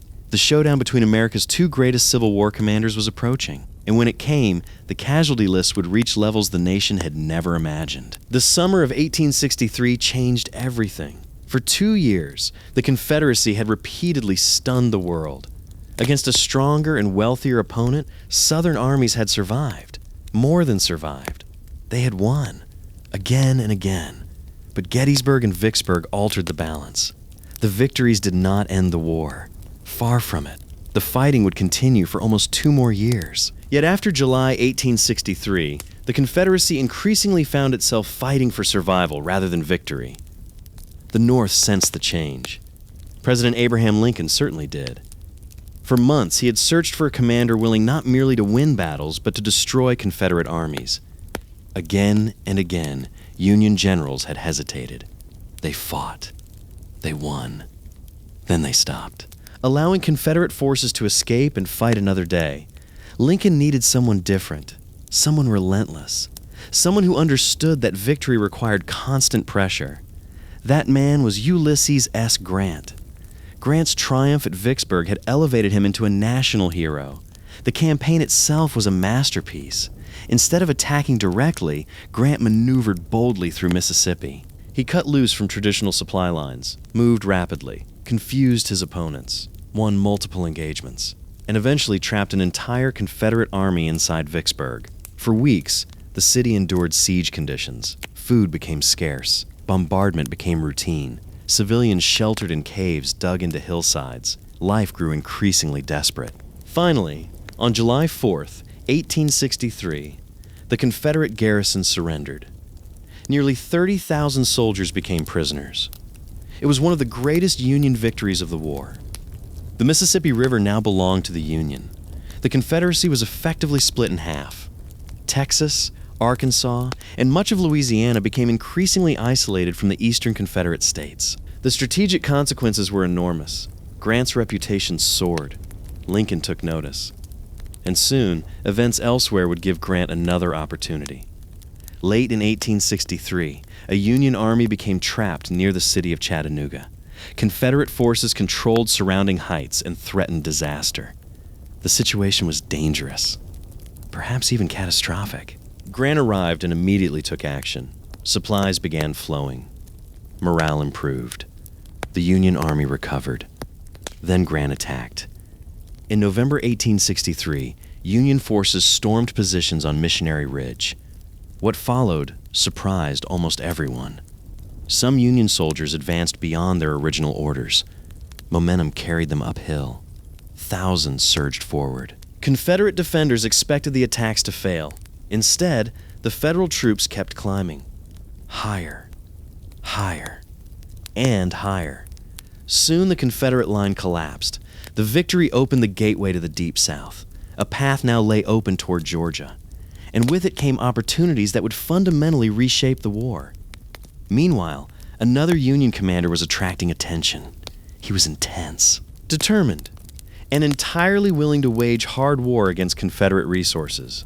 His name was William Tecumseh Sherman. Sherman understood something many leaders still resisted. Modern war involved more than armies. Railroads mattered. Factories mattered. Supply networks mattered. If those systems could be destroyed, the enemy's ability to continue fighting would weaken dramatically. Sherman and Grant became close allies. Each trusted the other.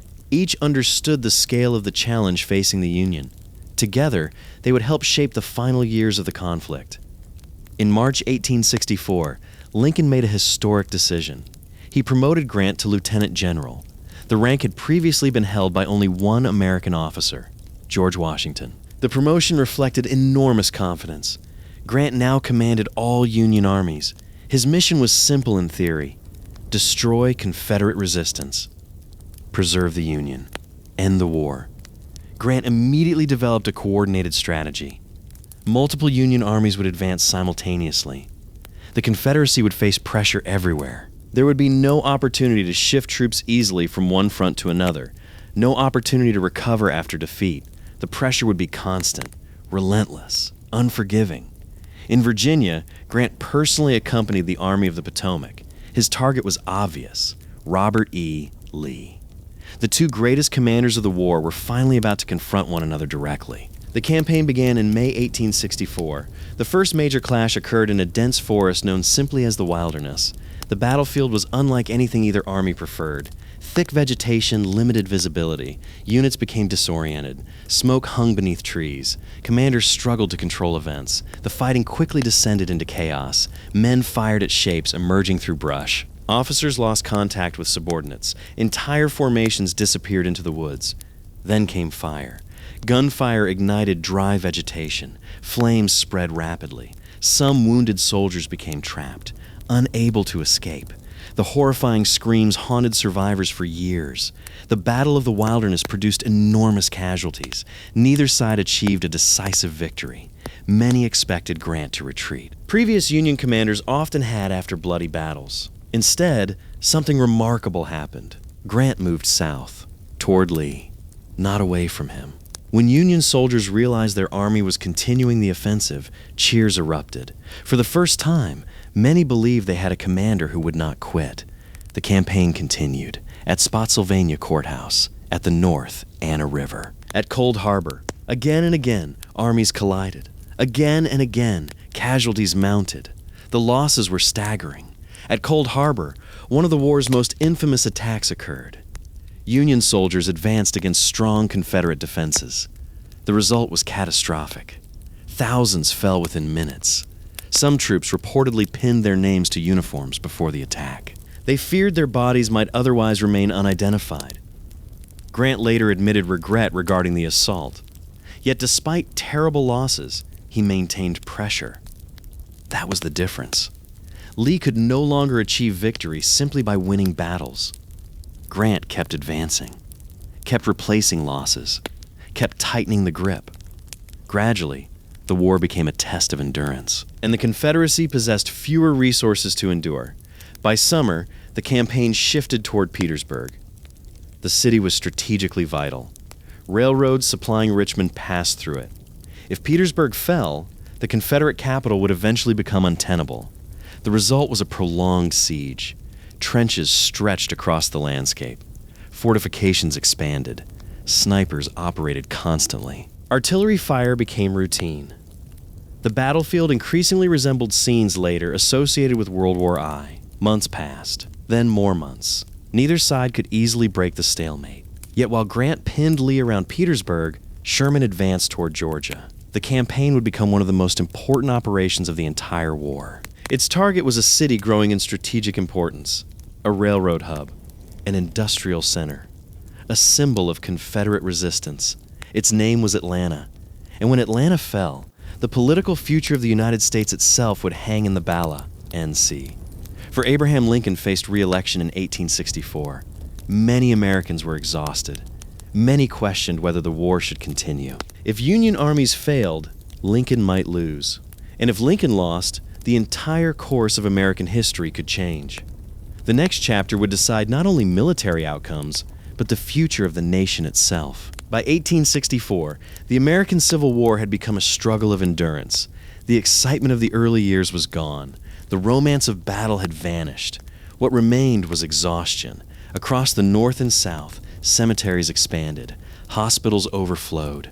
Families mourned. Entire communities carried scars that would never fully heal. And yet, despite 4 years of sacrifice, the outcome remained uncertain. The Union had gained momentum. Grant was pressuring Robert E. Lee around Petersburg. The Confederacy was shrinking. Resources were dwindling.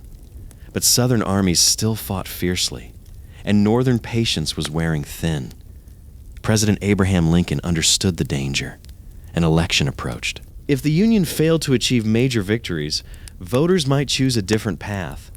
Many Americans were tired of war, tired of casualties, tired of waiting. Some argued that peace negotiations should begin immediately. Others believed restoring the Union was no longer worth the cost. The political stakes were enormous. The future of the nation hung in the balance. Meanwhile, hundreds of miles away, General William Tecumseh Sherman was advancing deeper into Georgia. Sherman commanded nearly 100,000 soldiers. His objective was straightforward: capture Atlanta. Atlanta was more than a city. It was a vital railroad hub, a manufacturing center, a logistical lifeline for the Confederacy. If Atlanta fell, Confederate military operations across much of the South would suffer enormously. The campaign proved difficult. Sherman faced the skilled Confederate commander Joseph E. Johnston. Johnston understood defensive warfare. Instead of risking his army in reckless battles, he repeatedly withdrew to strong positions. Again and again, Sherman maneuvered. Again and again, Johnston retreated. The campaign became a contest of movement rather than dramatic battlefield victories. Some Confederate leaders grew frustrated. They wanted aggression. They wanted decisive action. Eventually, Confederate President Jefferson Davis lost patience. He replaced Johnston with a far more aggressive commander, John Bell Hood. The decision would have enormous consequences. Hood was brave. Nobody questioned his courage. He had suffered terrible wounds during the war. Lost the use of one arm, lost part of a leg. His personal bravery was unquestioned. But bravery and effective strategy are not always the same thing. Upon taking command, Hood launched a series of aggressive attacks. The battles around Atlanta became increasingly bloody. Confederate soldiers fought with determination, yet the assaults repeatedly failed. Casualties mounted. The Army of Tennessee weakened. Sherman maintained pressure, gradually tightening his grip around the city. By late summer, Atlanta stood on the edge of disaster. Then came the breakthrough. Sherman's forces severed critical railroad connections. Supply lines collapsed. The situation became untenable. On September 1st, 1864, Confederate forces evacuated Atlanta. The following day, Union troops entered the city. The news exploded across the North. Church bells rang. Newspapers printed special editions. Crowds celebrated in streets. After months of grim reports, the Union finally had a major victory. The political impact was immediate. Lincoln's re-election prospects improved dramatically. Only weeks earlier, many observers believed he might lose. Now the mood shifted. Atlanta's fall convinced countless voters that victory remained possible. The Confederacy had suffered a devastating blow, and Lincoln's chances of remaining president increased significantly. When Election Day arrived in November 1864, Lincoln defeated his opponent, George B. McClellan. The result carried profound implications. The United States had chosen to continue the war. The possibility of a negotiated peace largely disappeared. The Union would fight until victory. For the Confederacy, the election result was deeply discouraging. Many Southern leaders had hoped Northern voters would demand an end to the conflict. That hope now faded. Yet Sherman was not finished. Far from it. Atlanta's capture marked the beginning of one of the most controversial campaigns in American military history.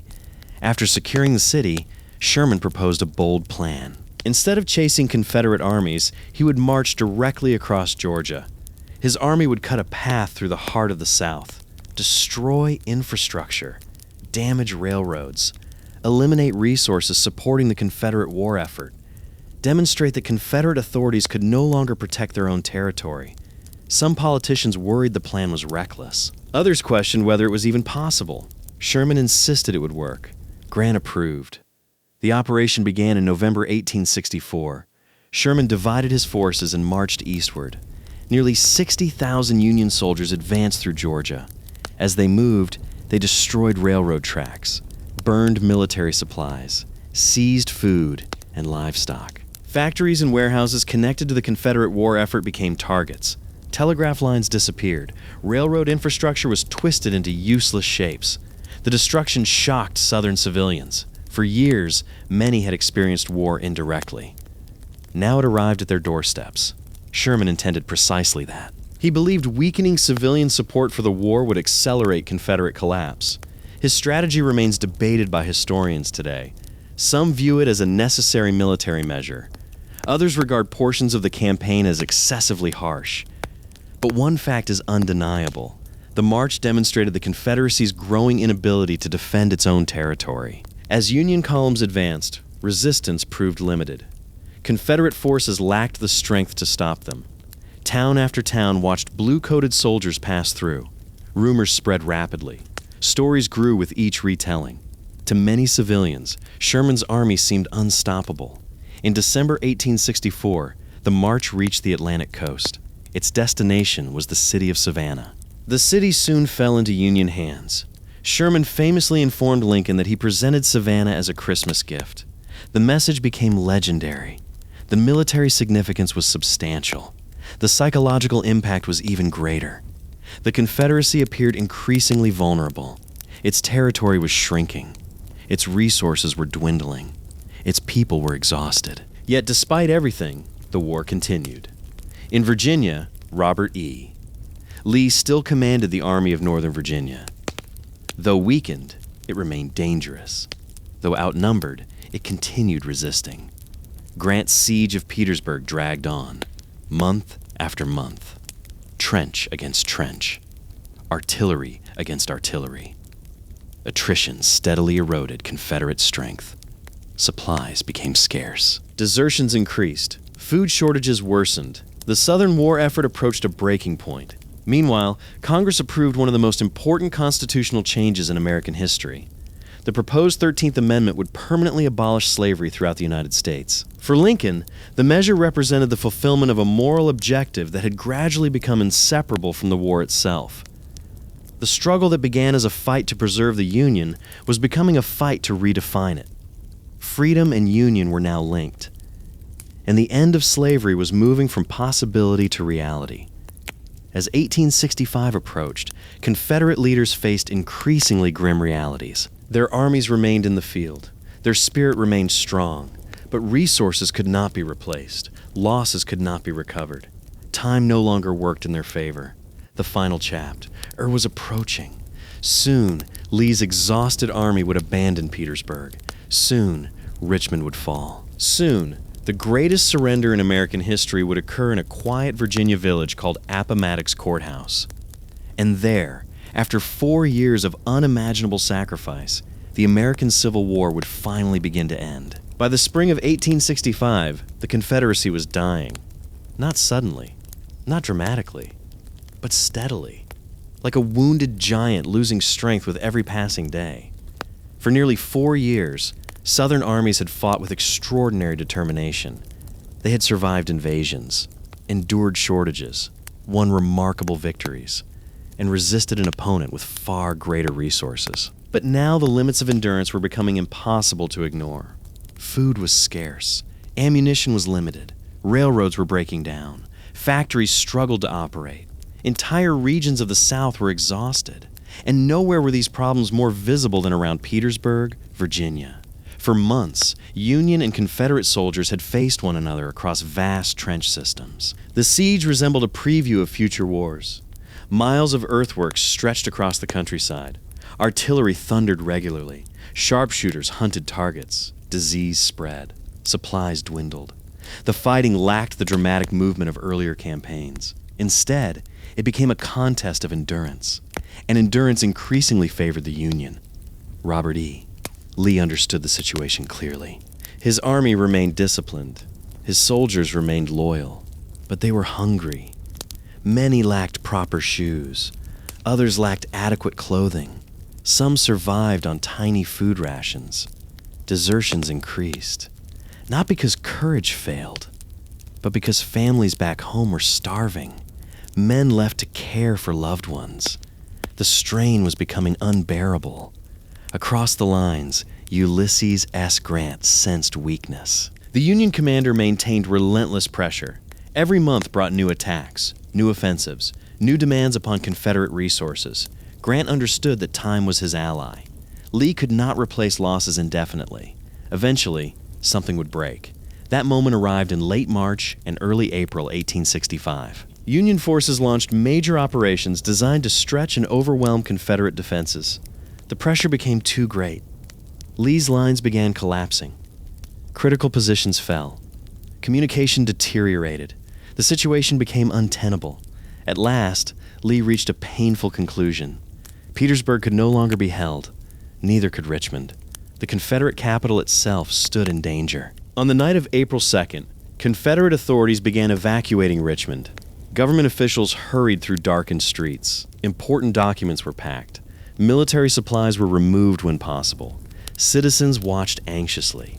Many could scarcely believe what was happening. For years, Richmond had symbolized Confederate resistance. Now it was being abandoned. The following day, Union troops entered the city. The Confederate capital had fallen. News spread rapidly throughout the North. Celebrations erupted. Church bells rang. Crowds cheered. Many believed the war was finally ending. Yet one critical task remained. Lee's army still existed. As long as it remained in the field, the conflict could continue. Lee hoped to escape westward. Perhaps he could join other Confederate forces. Perhaps the struggle could continue. Grant intended to prevent that. The pursuit began immediately. Exhausted Confederate soldiers marched desperately through Virginia. They needed food, supplies, time. But time was running out. Union forces moved aggressively. Roads became crowded with retreating Confederates. Wagons broke down. Horses collapsed. Men struggled onward despite exhaustion. The once mighty army of Northern Virginia was approaching its final chapter. Day after day, Grant tightened the net. Opportunities for escape vanished. The Confederates reached the vicinity of a small Virginia community known as Appomattox Courthouse. There, Lee hoped to secure supplies and continue moving. Instead, he discovered Union forces blocking the route. More Federal troops approached from other directions. The situation was hopeless. On the morning of April 9th, 1865, Confederate attacks attempted to break through. The effort failed. Union numbers were overwhelming. There would be no escape, no miraculous reversal, no final victory. Lee faced a decision that would define his legacy. Continue fighting and sacrifice thousands more lives, or surrender. Many commanders throughout history have chosen the first option. Lee chose the second. He understood reality. The Confederacy's principal army could no longer continue the struggle. That afternoon, Lee traveled to meet Grant. The meeting took place in the home of Wilmer McLean. The setting was surprisingly ordinary. No grand palace, no magnificent government building, just a private residence in a small Virginia village. Yet inside that house, history would change. The contrast between the two commanders became famous. Lee arrived in an immaculate uniform. His appearance reflected dignity and professionalism. Grant arrived wearing a simpler field uniform, stained from campaign service. The two men knew one another from before the war. They exchanged polite conversation. For a few moments, they discussed old military experiences. Then they addressed the reason for the meeting: the surrender. Grant's terms were generous. Confederate soldiers would lay down their weapons. Officers could keep sidearms. Many soldiers could take horses home for spring planting. There would be no mass imprisonment, no humiliation, no revenge. Grant understood that reconciliation would matter. The war needed to end. The nation needed healing. Lee accepted the terms. The Army of Northern Virginia surrendered. One of the most significant military events in American history had occurred. When news reached Union soldiers, Celebrations erupted. Men cheered. Some fired weapons into the air. Others embraced. Years of sacrifice seemed finally vindicated. Grant quickly ordered the celebrations restrained. The Confederates, he reminded his men, were once again fellow Americans. The gesture reflected an important truth. The war was ending. The peace must begin. Across the South, reactions were very different. Many people were stunned. Others were heartbroken. Some refused to believe the news. For years, they had sacrificed everything for the Confederate cause. Now the dream of independence was collapsing. Yet despite grief and disappointment, many recognized reality. The struggle could not continue indefinitely. Lee's surrender triggered additional Confederate capitulations. One by one, remaining armies laid down their arms. Resistance faded. The Civil War was effectively over. The cost had been staggering. More than 600,000 Americans had died, according to traditional estimates, with many modern historians suggesting the true number may have been even higher. Millions of lives had been affected. Entire communities had been transformed. No family escaped untouched. The physical destruction was immense. The emotional wounds would last generations. And yet, amid the devastation, something remarkable had occurred. The United States had survived. The Union remained intact. Slavery was dying. The nation would move forward as one country. But even as Americans celebrated victory and peace, tragedy was approaching. Only days after Appomattox, President Abraham Lincoln visited the theater. The war he had guided for 4 terrible years was finally ending. He spoke optimistically about reconciliation, about rebuilding, about the future. He could not know that an assassin was already making plans. The nation had survived civil war. Now it was about to lose the man who had led it through the storm. And the shock would echo across the world. In April 1865, America breathed a sigh of relief. The war was ending. After 4 years of unimaginable suffering, the guns were finally falling silent. Across the North, cities erupted in celebration. Church bells rang continuously. Crowds filled streets waving flags. Bands played patriotic songs. Newspapers printed triumphant headlines. For the first time in years, millions allowed themselves to imagine a future beyond war. A future without casualty lists, without battlefield reports, without fear. At the center of those celebrations stood President Abraham Lincoln. No American leader had ever carried a heavier burden. For 4 years, he had guided the nation through its greatest crisis. He had endured criticism from every direction. Political enemies attacked him. Newspapers mocked him. Generals frustrated him. Citizens questioned him. Yet somehow he had persevered. Now, at last, victory appeared secure. The Union had survived. The Confederacy was collapsing. The institution of slavery was nearing its end. Lincoln began thinking about the future, about healing, about reconciliation, about rebuilding a shattered nation. Many Northerners demanded punishment for the South. Lincoln preferred a different path. He understood that millions of Americans would have to live together after the war. Peace required more than military victory. It required reunion. His vision was summarized in the famous phrase, "With malice toward none, with charity for all." Those words reflected the kind of peace he hoped to create. A peace based not on revenge, but on restoration. Yet even as Lincoln looked toward the future, others remained trapped in the bitterness of war. One of them was a struggling actor named John Wilkes Booth. Booth came from a famous theatrical family. He was handsome, charismatic, popular in certain circles. Before the war, audiences admired him. But Booth was also a passionate supporter of the Confederacy. The Southern defeat filled him with rage. To him, Lincoln was not a savior. He was a tyrant, a destroyer of the South. As Confederate fortunes collapsed, Booth's hatred intensified. At first, he participated in schemes to kidnap Lincoln. Those plans failed. Then he embraced a far darker idea: assassination. Booth convinced himself that killing Lincoln could somehow avenge the Confederacy. The belief was irrational. The war was already lost. Lee had surrendered. Confederate armies were collapsing. Nothing could reverse those realities. But fanaticism rarely follows logic. Booth gathered several conspirators. Together, they planned a coordinated attack against key leaders of the United States government. The objective was chaos. The date was April 14th, 1865, Good Friday. That evening, Lincoln and his wife, Mary Todd Lincoln, attended a performance at Ford's Theater. The play was a comedy. The atmosphere was festive. Audience members applauded when the president arrived. Many were simply happy to see him.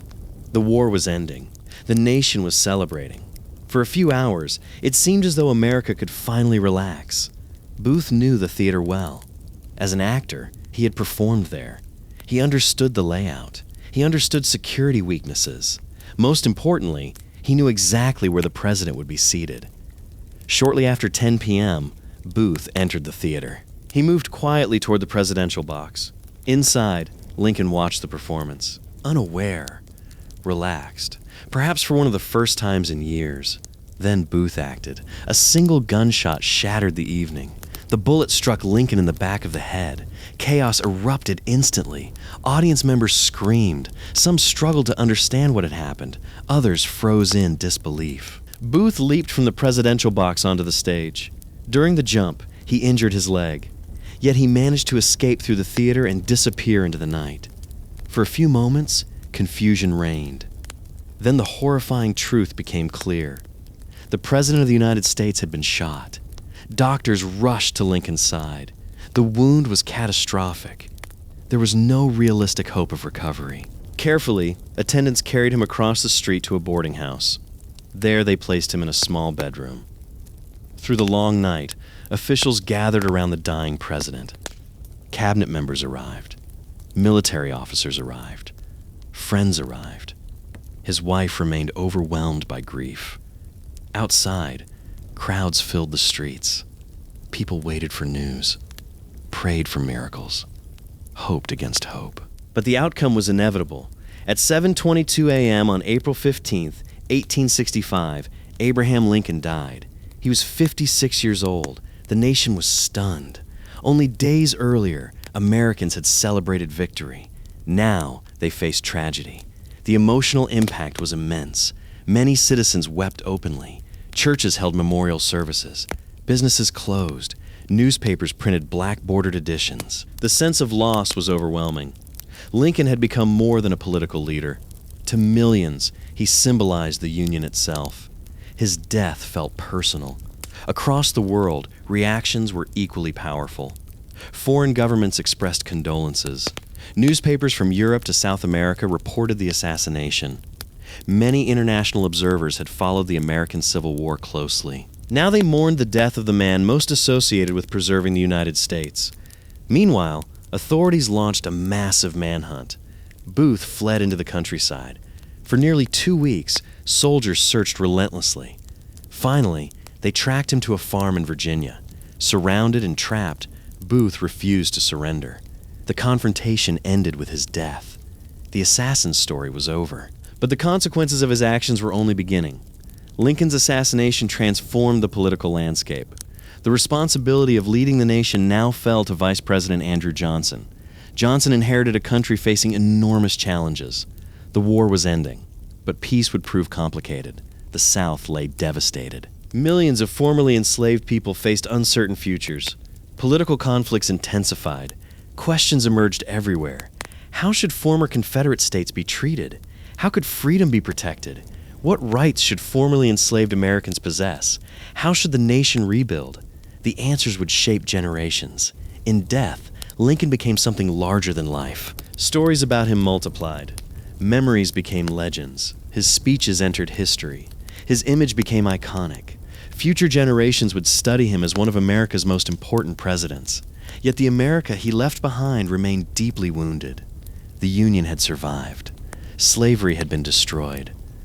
But the struggle for equality, justice, and reconciliation was only beginning. The battlefield fighting was over. A new conflict had begun, one fought in legislatures, courtrooms, communities, and in the hearts of millions of Americans. The era known as Reconstruction was about to begin, and its consequences would echo across the United States for the next century and beyond. On the morning of April 15th, 1865, Abraham Lincoln was dead. The crowds gathered outside the small boarding house stood in stunned silence. Some cried openly. Others simply stared. For 4 terrible years, Lincoln had guided the nation through its darkest chapter. Now, just days after victory, he was gone. The war had ended. But the harder task was only beginning. America had saved the Union. Now it had to rebuild it.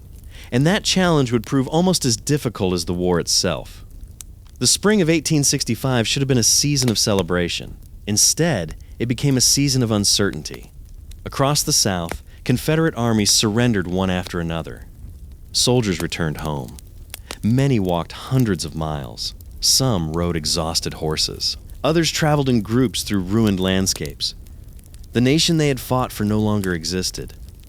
The Confederate flag that had once inspired hope now represented defeat.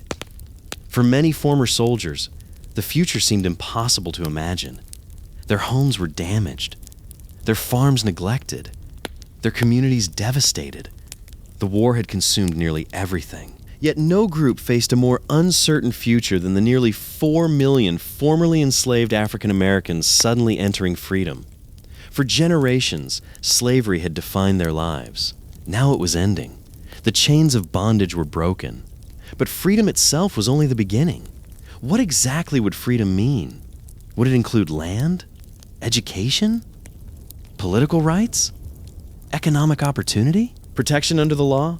Nobody knew. And the answer would shape American history for generations. Throughout the South, scenes unfolded that seemed almost unimaginable. Families separated by slavery searched desperately for one another. Mothers searched for children sold away years earlier. Husbands searched for wives.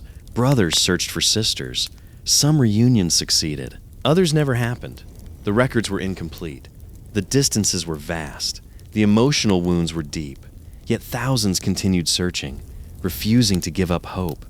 Many former slaves immediately exercised freedoms previously denied to them. They chose their own names. They traveled without permission. They established churches. They founded schools. They married legally. Simple actions that had once been forbidden now became powerful symbols of independence.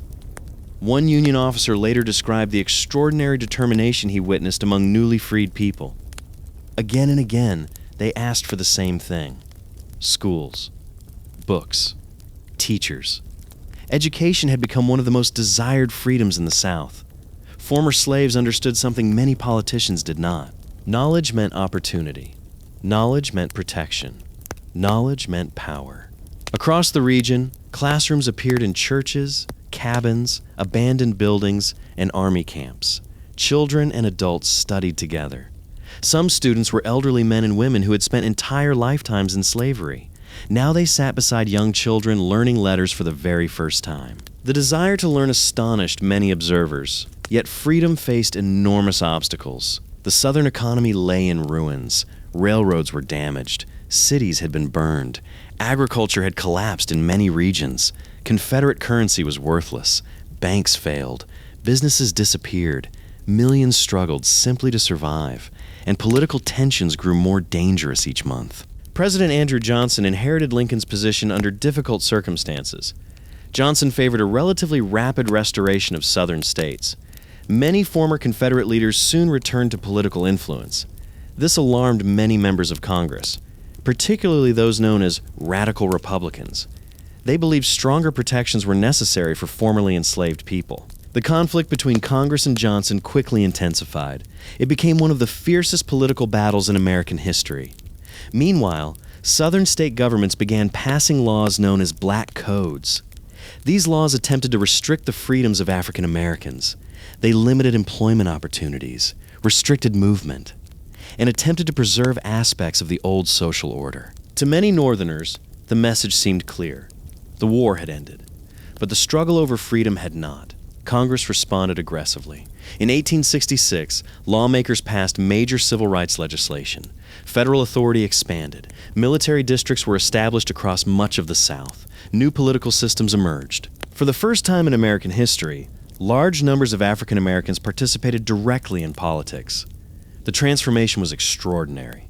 Men who had once been enslaved now voted, held office, served in state legislatures. and even entered the United States Congress. One of the most remarkable figures was Hiram Rhodes Revels. His election to the Senate symbolized how dramatically America was changing. Just a few years earlier, such an event would have seemed impossible. Now it was reality. But progress produced resistance. Violent resistance. Secret organizations emerged throughout parts of the South. The most infamous was the Ku Klux Klan. Its members used intimidation, violence, and terror. Their goal was simple: prevent African Americans from exercising political rights, prevent social change, restore white political dominance. The consequences were devastating. Communities lived in fear. Murders occurred. Homes were burned. Voters were threatened. The promise of Reconstruction increasingly faced organized opposition. Yet despite the violence, important achievements occurred. 3 constitutional amendments transformed the nation forever.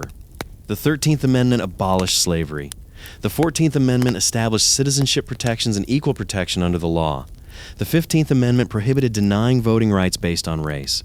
Together, these amendments fundamentally changed the Constitution. They represented some of the most significant legal changes in American history. Yet laws alone could not erase centuries of inequality. Economic challenges remained severe. Many former slaves entered arrangements known as sharecropping. In theory, sharecropping offered opportunity. In practice, it often trapped families in cycles of debt and poverty. The system rarely provided genuine economic independence. As the years passed, Northern commitment to Reconstruction began weakening. Several factors contributed: economic problems, political scandals, election disputes, and simple exhaustion. Many Americans grew tired of conflict. They wanted stability. They wanted normalcy. They wanted to move on. But history rarely allows nations to move on so easily. The unresolved questions remained. Who would hold power? Who would enjoy equal rights? What did freedom truly mean? By the late 1870s, Reconstruction was ending. Federal troops withdrew from much of the South. Many gains achieved during the period gradually came under attack. New systems of discrimination emerged. Voting rights were restricted. Segregation expanded. The dream of full equality remained unfulfilled. Yet Reconstruction's legacy endured. The constitutional amendments survived. The ideals survived. The belief that citizenship and freedom belonged to all Americans survived. Future generations would build upon those foundations.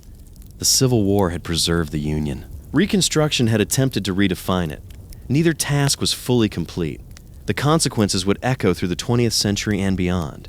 Because the story of the Civil War was never only about battles. It was never only about generals, or presidents, or armies. It was ultimately about the meaning of America itself. Who belonged? Who was free? And whether the promises written in the nation's founding documents truly applied to everyone. Those questions would continue shaping the United States long after the last soldiers went home, long after the battlefields grew quiet, long after the generation that fought the war had passed away. And in many ways, those questions are still being discussed today. The guns were silent. The armies were gone. But the Civil War's deepest wounds had not healed. Across the South, new laws, new conflicts, and new struggles emerged. Former slaves fought to protect freedoms they had, only recently gained. Former Confederates fought to regain power. And the nation found itself trapped in a new battle, not on bloody battlefields, but in courtrooms, legislatures, and city streets. The next chapter would reveal how the promises of Reconstruction slowly unraveled, and how the long shadow of the Civil War continued to shape America for the next 100 years. The Civil War had ended. Reconstruction had transformed the Constitution. Slavery was gone. Citizenship had been expanded. Voting rights had been protected in law. For a brief moment, many Americans believed a new era had arrived, an era where freedom would finally belong to everyone. But history is rarely a straight road. Victories can be reversed. Rights can be challenged. And promises can be broken. As Reconstruction faded into memory, a new struggle began. A struggle that would shape the United States for generations. The battlefields were silent. Yet the fight over equality was far from over. In 1877, a political compromise effectively brought Reconstruction to an end. Federal troops withdrew from much of the South. The decision seemed practical at the time. Many Northern voters were tired. The nation was exhausted after years of conflict and political turmoil. Economic problems demanded attention. New generations wanted to look forward rather than backward. But when federal protection disappeared, the balance of power shifted dramatically. Across the South, former Confederate political leaders and their allies regained control of state governments. The transformation happened gradually, then rapidly. And for millions of African Americans, the consequences were devastating. The constitutional amendments remained. The words still existed on paper. But enforcing those rights became increasingly difficult. State governments began constructing new systems designed to limit black political influence without openly violating federal law. The methods varied. Poll taxes, literacy tests, property requirements, complex registration procedures. Each measure appeared neutral on the surface, yet their purpose was clear: reduce African American voting, reduce political participation, reduce influence. The strategy worked. Throughout the late 19th century, black voter participation declined dramatically across many southern states. The gains achieved during Reconstruction began disappearing, one by one, year after year. Meanwhile, segregation expanded. Railroad cars became separated. Schools became separated. Restaurants became separated. Public facilities became separated. Entire communities became divided by race. This system eventually became known as Jim Crow. The name originated from racist entertainment stereotypes. Over time, it came to represent a vast legal structure of racial segregation. The effects reached into nearly every aspect of daily life: where people sat, where they studied, where they worked, where they lived. Even where they could drink water. For millions of Americans, segregation became a reality from birth to death. Yet despite growing restrictions, African American communities continued building institutions. Churches expanded, businesses emerged, schools developed, newspapers appeared, colleges educated future leaders.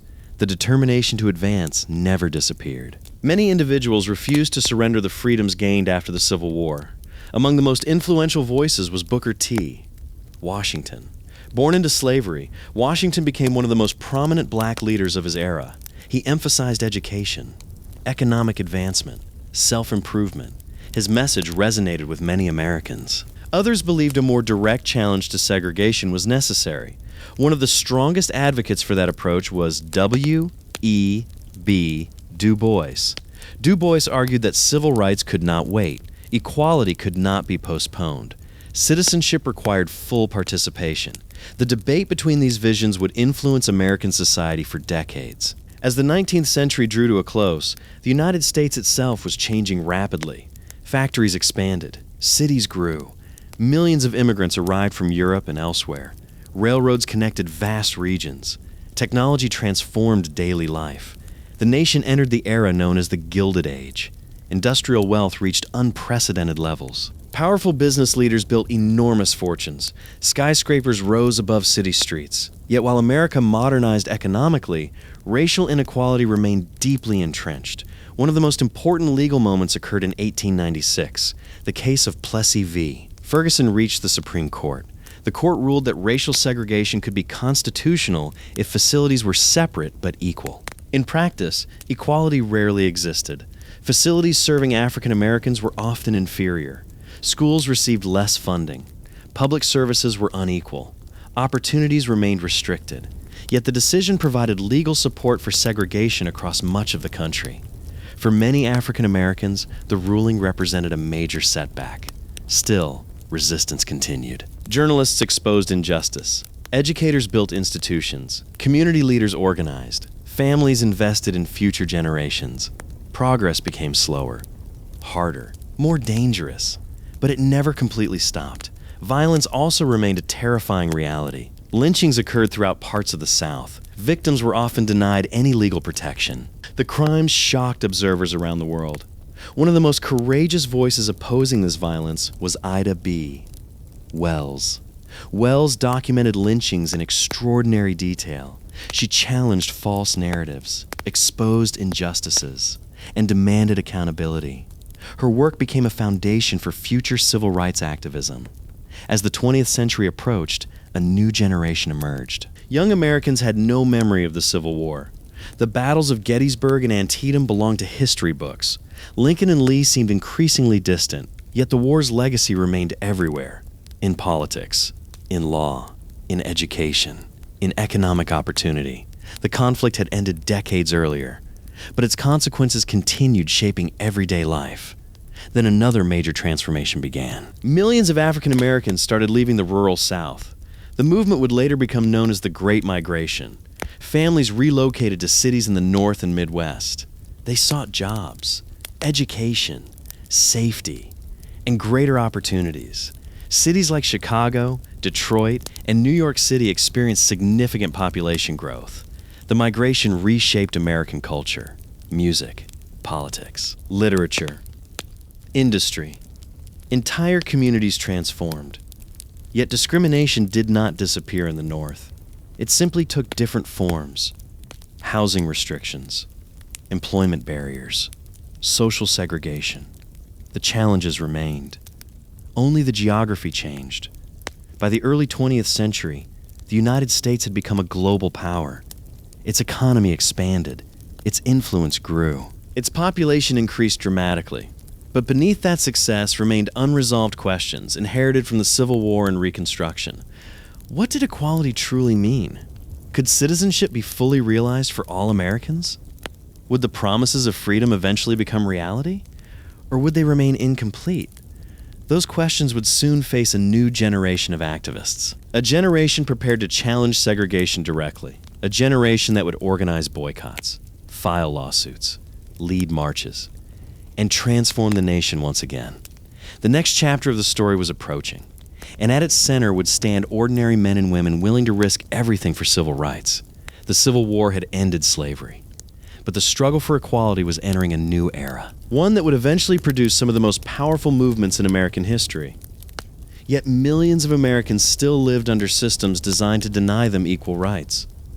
New generations grew up in a country divided by segregation.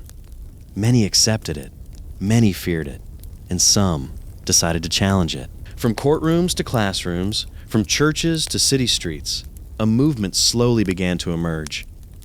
It would produce heroes, martyrs, and moments that changed the United States forever.